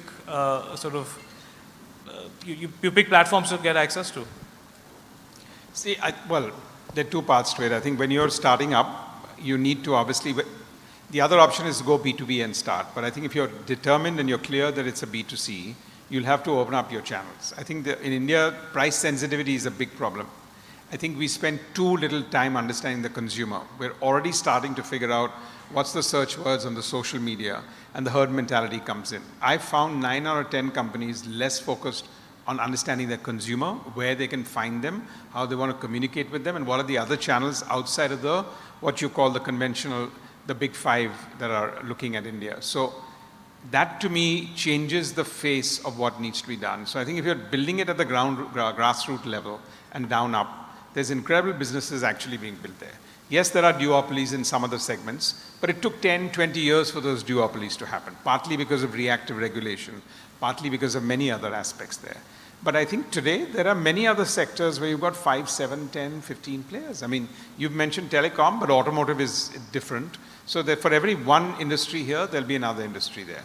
But I think for the younger startups, I think from day one, we need to double down and on understanding a consumer more, where we can find them, how we communicate with them. Because actually the mediums you all talked about, where we spend a lot of money, is a 10-second, 5-second communication. How do you sell a brand? How do you sell a communication? How do you sell a service or a product? If all you have is a 5-second search element to communicate. You're not building a brand. And so is that an advice you would say, that invest time, money, effort, energy in building a brand? Because I see this all the time. They just spend on channel sales. They just talk about selling widgets on using Google, Yeah, that money is going for awareness. Let's not fool ourselves. We're not building a brand. We're just building a sense of awareness. Okay, super. And if we can move to, Ziaji, anything to add? We move to the investor side, then I'll get to a quick rapid fire.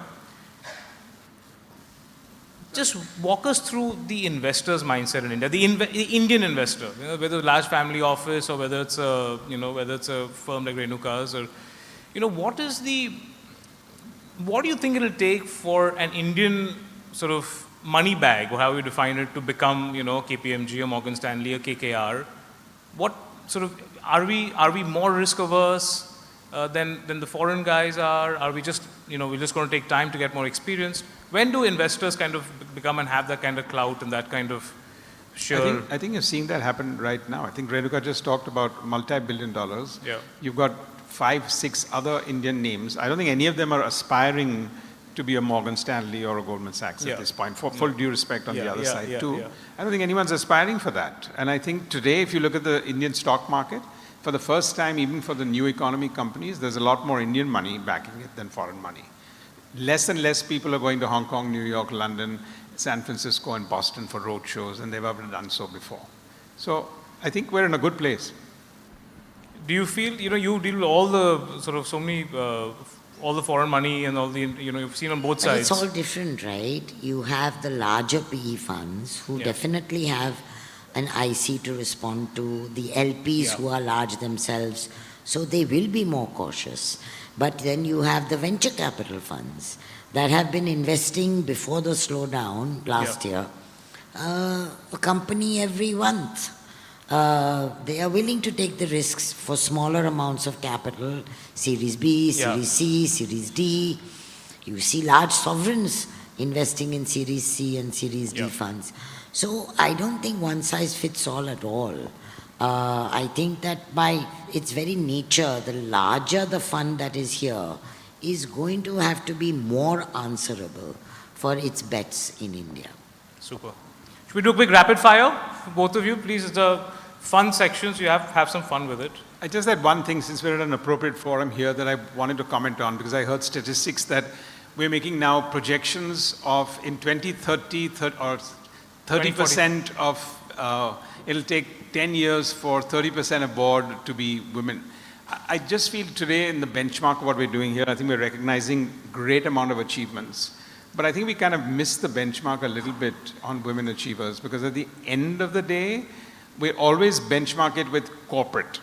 And I think maybe over a period of time at the Express Group also, I think there's an incredible 360-degree approach to what women bring to the table, that we don't always index it with corporate achievements or board achievements or whatever else, but I think it's something that's very important. So, if I can come in there, you know, I mean, I say this a bit often, maybe much too often, but I think both men and women have not figured out that most of the corporate problems are because men are on the board, right?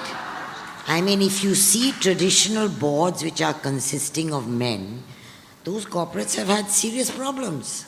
So what is this woman thing? I have not understood. See, why do we have to select a great woman, but we can have an average man? So I think we need our benchmarks and mindsets to change. It's not a man or a woman. It's a good, intelligent, reasonably committed human being. And I think the best way for corporates to have the 30% much faster, Ronnie, is, I have always said, set goals, KRAs, with financial incentives or disincentives to your middle managers. Your middle managers should be asked to report how many men, how many women, how many left, why did they leave, how many have you brought in, what's the story, here's a check which is a little less or a little more. It works, money talks. Otherwise, most middle managers, if women leave, say, oh, what to do, she had to stay at home. That doesn't work. You make it a financial commitment for you to make them stay in the office. How difficult is it to have a conversation? It's not. Men can't have that conversation, so let the women have it. But men have to command that conversation be had, because even today, who rules corporate boardrooms? It's us, it's you. So because you said that, so this is our third year. The first year, Sheryl Sandberg was our keynote. The second year, Indra Nooyi. And I asked both of them a question I want to ask both of you. And, it's a stupid question to ask, I know, but I'll still ask it because I like the answer. What is that, just tell all the entrepreneurs, what is that one reason why you need to do this affirmative action and ensure that there is that gender diversity in your workforce? What is that reason? Is there a The world is not equal without us. If we hold up half the sky and we are two wings of a dove, if we are not there, you're inadequate, ultimately. So your business isn't equipped to deal with its customers? It's less equipped. It's less equipped. It can be better equipped if you bring us more into There's more diversity. Exactly. Anything you want to add to that answer, just as a reminder? I think conscious keeper is there. I think my wife is my conscious keeper for almost everything I do. So as far as I'm concerned, on the internal board, the family board, we always keep looking at the corporate board, but the family board is 10 times more powerful than the corporate board. There's no choice. No? Okay, super. So quick rapid fire. I'll ask a question directed to both of you. 1 minute. Guruji himself said so. Yeah. It's his mother. His mother, yes, of course. Okay. Experience to education. Experience. Yeah. Experience. Trump or Biden, who's better for the global economy? Don't ask. I think for India, both will work. Okay. But global economy? Biden. Biden, okay. What should an Indian startup fear more? Being iced? China-Taiwan war? Disrupted by big tech? Investors turning activists hostile? Tough journalism? Retrospective laws? Or rising cost of customer acquisition? None of the above. Governance. Governance, okay. One regret in your professional career? That I may not have given it the focus, everything that I wanted to do. Today I do a lot more on focus. At that time, at the earlier stages, you're very opportunistic. So if I'd focused on a few more things in life.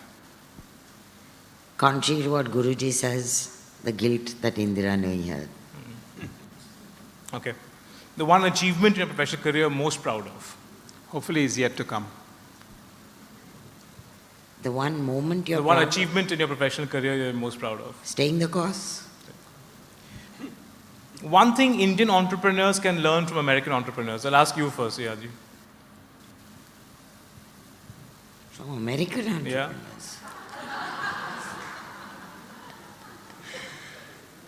I don't know, risk-taking. Risk-taking. Yeah, there's a big dearth out there. I think we'll both pass on it. Okay. One thing men in business should learn. Sorry, all our Indian boys are out there, right? Yeah. Yeah. One thing men in business should learn from women.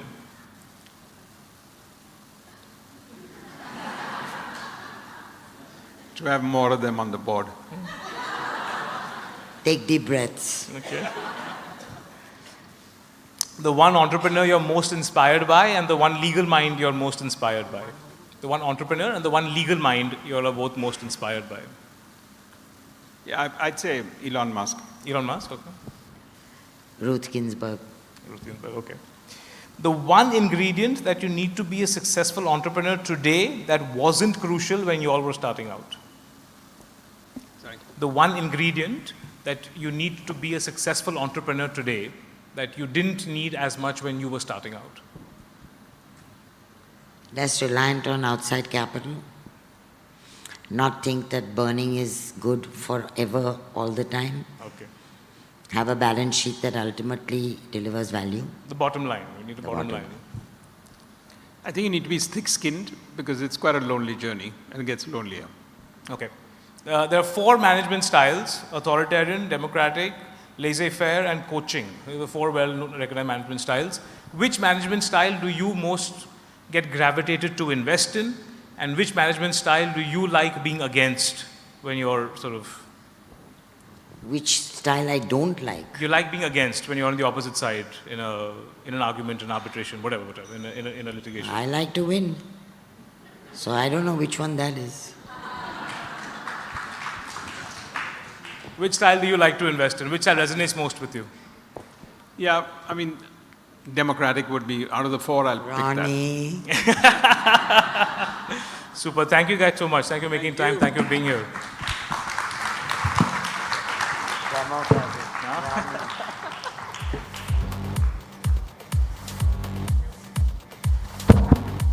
Yeah, thanks. I'd like to request Mr. Ronnie Screwvala to just stay back on stage.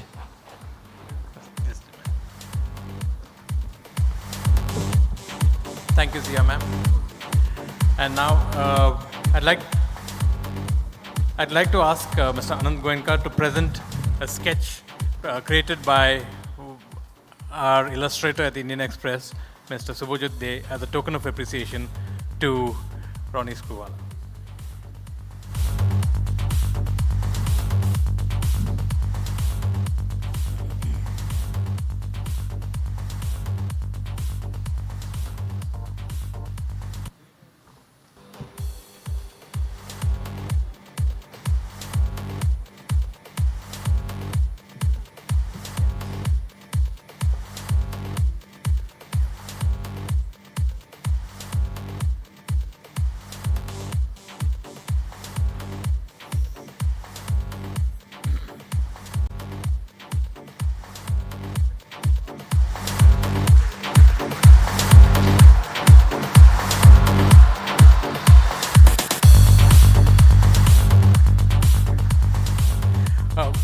Can you just stay back? I'd now like to invite our guest of honor, Mr. Gaur Gopal ji, on stage. And we'd like to present you with a sketch.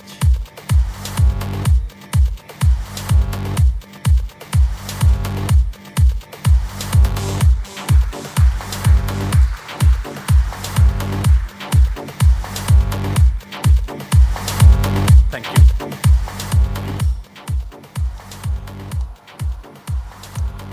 And now to continue with the awards ceremony, I'd like to ask Anand to stay back on stage. And of course, I'd like our chief guest as well as our guest of honor also to join Anand on stage for the next set of awards.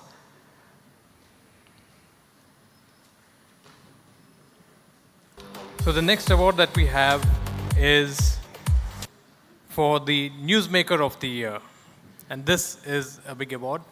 This is for the Newsmaker of the Year Can we have the AB, please?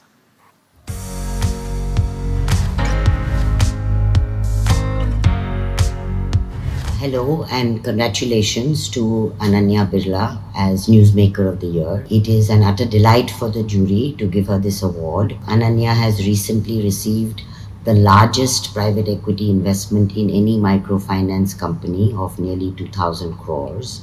She has basically over 42 lakh customers in 20 states, 17,000 employees, and you can imagine how this can only scale and expand and do what we all want, which is to take microfinance to the various states and the villages and the cities. So Ananya, keep up the good work, and we are all extremely proud of you. Well done. Ladies and gentlemen, can we have a big round of applause for Ms. Ananya Birla?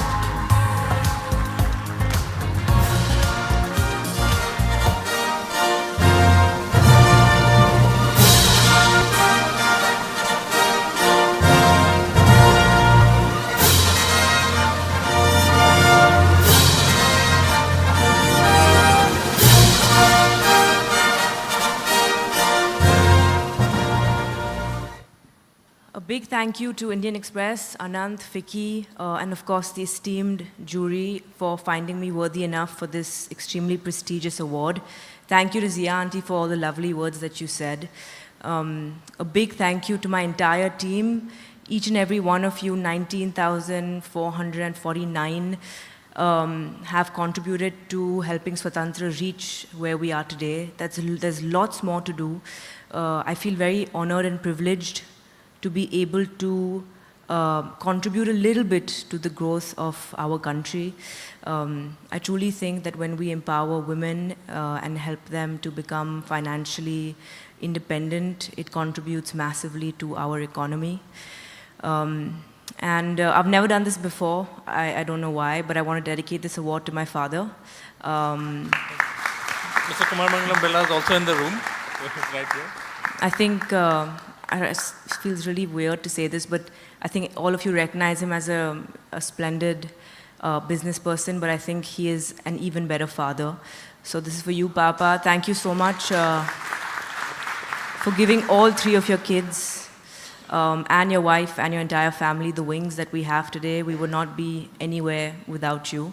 And yeah, you're the best dad. So again, a big thank you to the Indian Express Group. It's been an honor. Thank you. It means a lot. Thank you.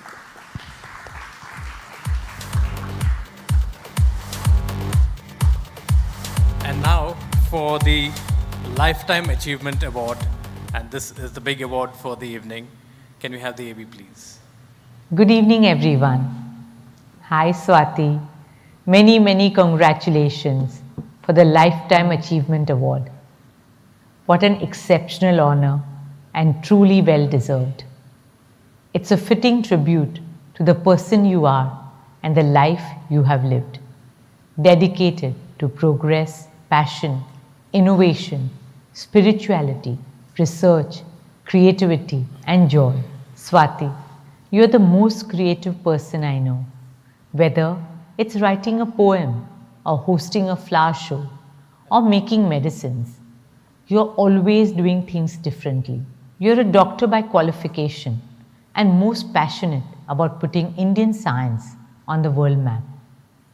Ajay Bhai couldn't have achieved so much without your support or without you encouraging him to take risks. You're not just a wonderful wife and mother, but Ajay Bhai's equal business partner. I'm so happy that not just Indian women, but our granddaughter, Adya Shakti, has someone like you to look up to. Swati, you have been a great partner to many international companies. But I know your most successful partnership is yet to come. And that is with me in bringing up our darling grandchildren, Adya Shakti and Krishna. May you continue to inspire our babies and the coming generations. Congratulations once again, my friend, and lots of love. Right. And like they say, the world is full of surprises. And this was a surprise from Neeta Ambani. I'd also like to play the, yeah. Inviting Dr. Swati Piramal up on stage now.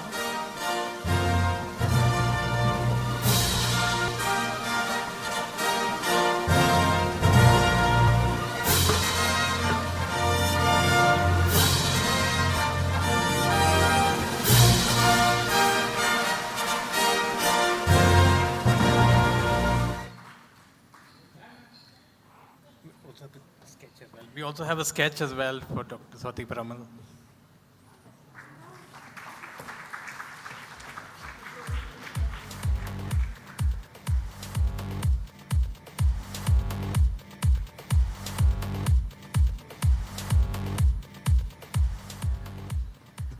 And we'd now like to hear a few words from you. I've asked my good friend Anand for a small other surprise also. Really? So Anand, can I ask you to please come on stage and just give us a small, share with us a little bit about Swati Auntie and why she's such an amazing person. Because God couldn't be everywhere, He made mothers. And whatever little I am, I owe to my mother and my father. But today, I'm very privileged to speak a little bit about my mother, not just as a mother, but as a business leader. 3 things, Mom, that I feel I've learned a lot from you. One is that build a business not just to make money, but to make a difference. My mother is a medical doctor, and she got into the profession because she wanted to serve people. Later on in her career, she realized that businesses, and especially pharmaceuticals, you don't just save people, but you can save many people. And you can also make lives by giving people employment and work. And she then went into the pharmaceutical sector. I've learned from my mother that profit is like oxygen. You require profit you require, just like a human being requires oxygen to survive. Businesses require profit, but the purpose of a human and a business is just to do more than inhale oxygen and to make a profit and to make a bigger difference. Every time I go to a sales center or one of our branches, I tell people, I start the speech by speaking about the social impact of our businesses, and this is what keeps me going every day. Second,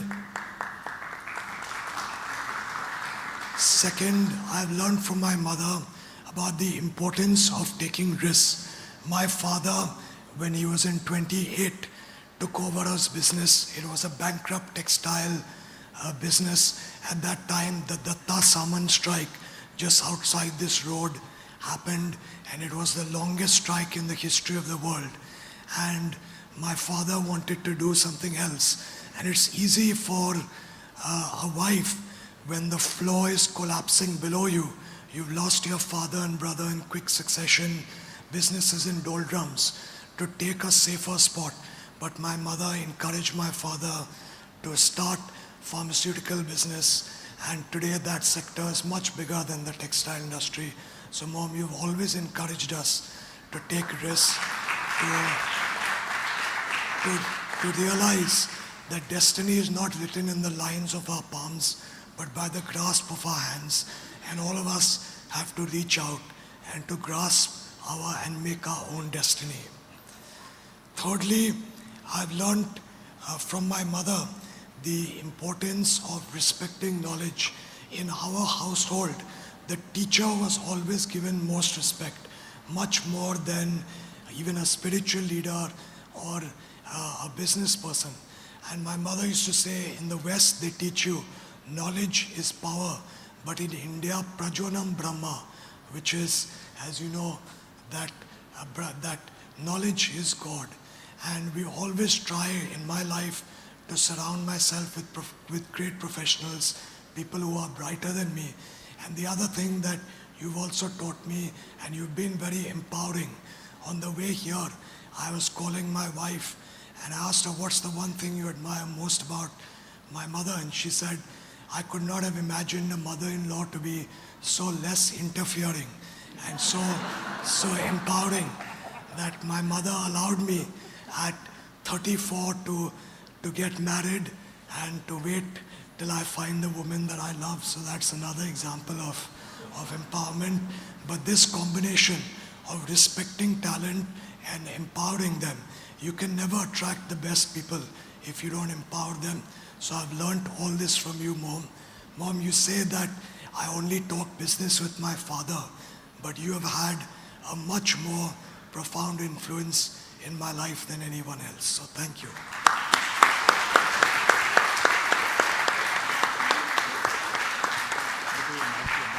Thanks, Anand. And we have another message as well for you from Mr. Deepak Parekh. Can we have that message, please?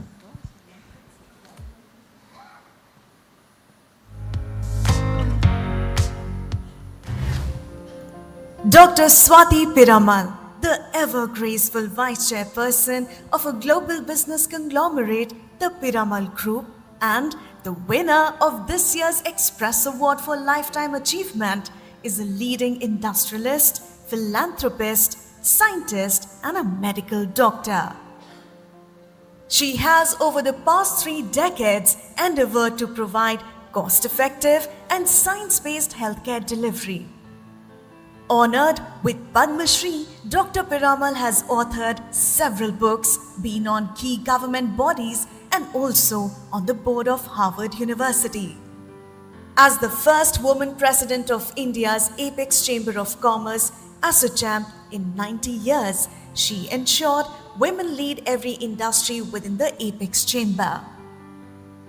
From just a few women scientists when she started out, today Piramal has over 50% women scientists and a patent cell making big wins worldwide. Congratulations, Dr. Swati Piramal. Dr. Swati Piramal has been known to encapsulate a myriad bouquet of talents. She is a student of medicine, a horticulturist, a gourmet delicacy creator, an entrepreneur, an organizational leader, a rose with many petals. How does one describe such a gargantuan personality? She conquers every sphere of activity with a zeal for learning and a penchant for manifestations of excellence. She is meticulous in every endeavor. Her home and life are open to sages and czars alike. Swati has won many a hearts with a sweet display of grace and comfort. She has been a harbinger of good taste with a Belgian chocolate ice cream that has won me over many a times. Hearty congratulations, Swati. Every accolade is the forerunner for many more strew your already glorious path.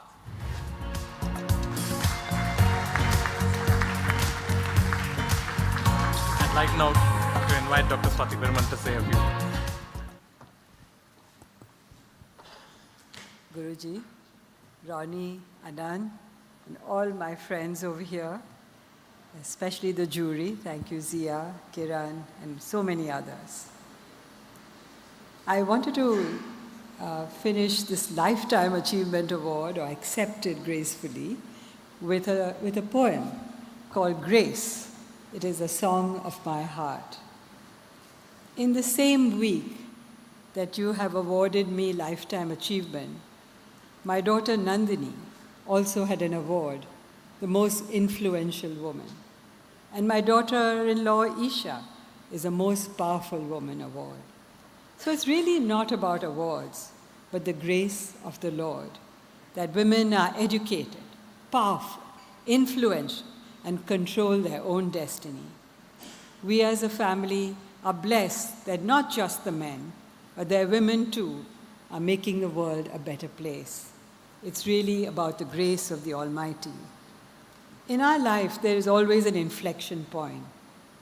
Mine was seeing a young girl, age 4, paralyzed from neck down. Her limbs were unmoving because of polio. I resolved to make a no-polio zone in Parel, a mill district endemic with polio, just outside the door of this hotel. In a few years, the goal was achieved, and I had a taste of public health, that prevention is better than cure. Mother Teresa visited my clinic and wrote, "Keep the joy of loving in the suffering children you serve, and then share that joy with all you meet. Remember that works of love are works of peace." Life took another turn when we acquired Nicholas Labs. As Ajay and I built the pharma company, climbing step by step, lessons were learned with the greatest of hard work. Again, the grace of the Almighty was holding our hand. It was time to give back to the country, and I served as the Apex Chamber of Commerce, and I started 100 women-led committees at ASSOCHAM. They really didn't know what hit them, a force that could never be ignored for policy change. So it's the Nari Shakti of the Almighty that makes us powerful women. Serving on all the global boards that were mentioned was a great experience. France, Switzerland, Italy, Spain, Japan, the Middle East, USA. What makes my heart sing is that I could help form new policies that helped correct eye problems, heart diseases, or nutrition around the world. The spirit of service transcends and binds us as all humans. Grace is seen everywhere. Knowledge, action, and care are the values in the Gita. My heart sings when I serve a 350-year-old board at Harvard with a commitment to learn, constantly learn, and apply solutions to complex real-world problems. Each one is a learning experience. Jnana is a grace of knowledge. Anand mentioned to me that is really important. Acting on knowledge and preserving it meant a battle for intellectual property in early days of my career. Mine was a lonely voice. Karma and bhakti are the grace of values. What makes my heart sing is when a young girl of 8 can read a newspaper in her village school, when a young girl aged 17 runs a self-help group to combat the ills of alcoholism and child marriage in tribals in Odisha, when a young graduate decides to impact 1 million children who are out of school systems, when a group of young students decides to drop maternal and infant mortality rate in the border area of Kashmir, when a young disabled woman becomes a teacher, when you teach medical students seva bhav, compassion. That is the work of our foundation that works in 26 states, in 112 aspirational districts, in tribal areas, impacting millions of people. These are what makes my heart sing. It is the grace of the Almighty. This evening, I must express gratitude. My parents and in-laws have made me what I am today. Their grace has been every step of the way. My husband Ajay, sitting there, is a wind beneath my wings. What makes my heart sing is my family, where our values transcend time and generations, and how strong is our legacy of spirituality. And my son Anand built a magnificent temple in Thane just a few days ago in the memory of his grandmother. My children, Nandini, Peter, Anand, and Isha, have given me the greatest gift of all, 4 beautiful grandchildren, Anya, Dev, Adya, Krishna. Makes my heart sing when my granddaughter Anya bakes cookies to raise funds for an animal shelter for elderly animals in Lonavala. And Anya and Dev make a robo for autistic children. They are just 11 and 9. The first word of my 1-year-old granddaughter, Adya, speaks the word book. For me, Jnana is God. And when my grandson Krishna, age 1, holds my hand and makes me his best friend. Grandchildren are the gift of the grace and the grace of the Almighty. I have gratitude for our spiritual gurus on this earth, like Gaur Gopal Prabhu teaches the Ramayana, to increase our spirit of seva and service. I have gratitude for my teachers in science, technology, culture, and the spoken and written word and the arts. Gratitude for my mentors and friends who were always with me on this journey in good times and challenging times. And the work is not complete by far, miles to go before I sleep. when light will destroy the darkness of ignorance. Into that freedom, let my country awake. Ladies and gentlemen, my heart sings when I wear my mother's sari today, as I accept this award with humility and on behalf of the men and women who work with me for making the world a better place. Thank you.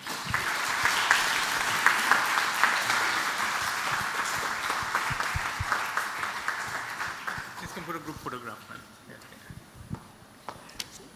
Yes.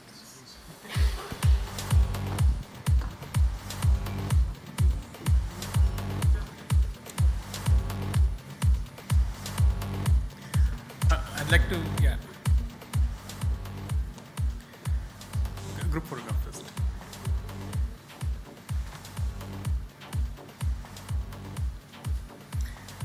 Please stay back on stage. I'd like to now call all the winners of the evening on stage for a group photograph, as well as Mr. Shamal Majumdar, Ms. Zia Modi, Ms. Sudha Shivkumar, Malu Natarajan. Everybody, please come on stage with your awards for a group photograph.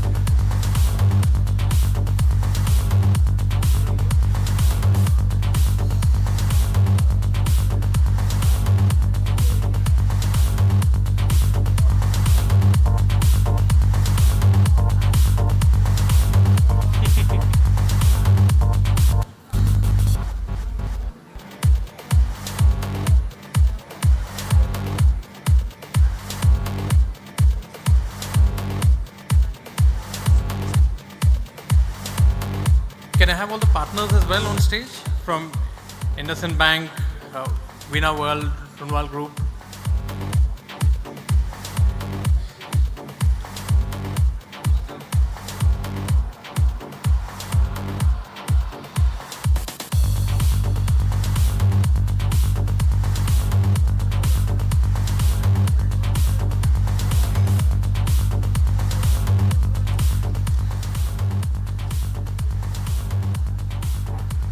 Do we have all the event partners on stage as well? Indian Oil Corporation, St. Regis, Gift Studio, Loner Stays. Can we have you also on stage as well?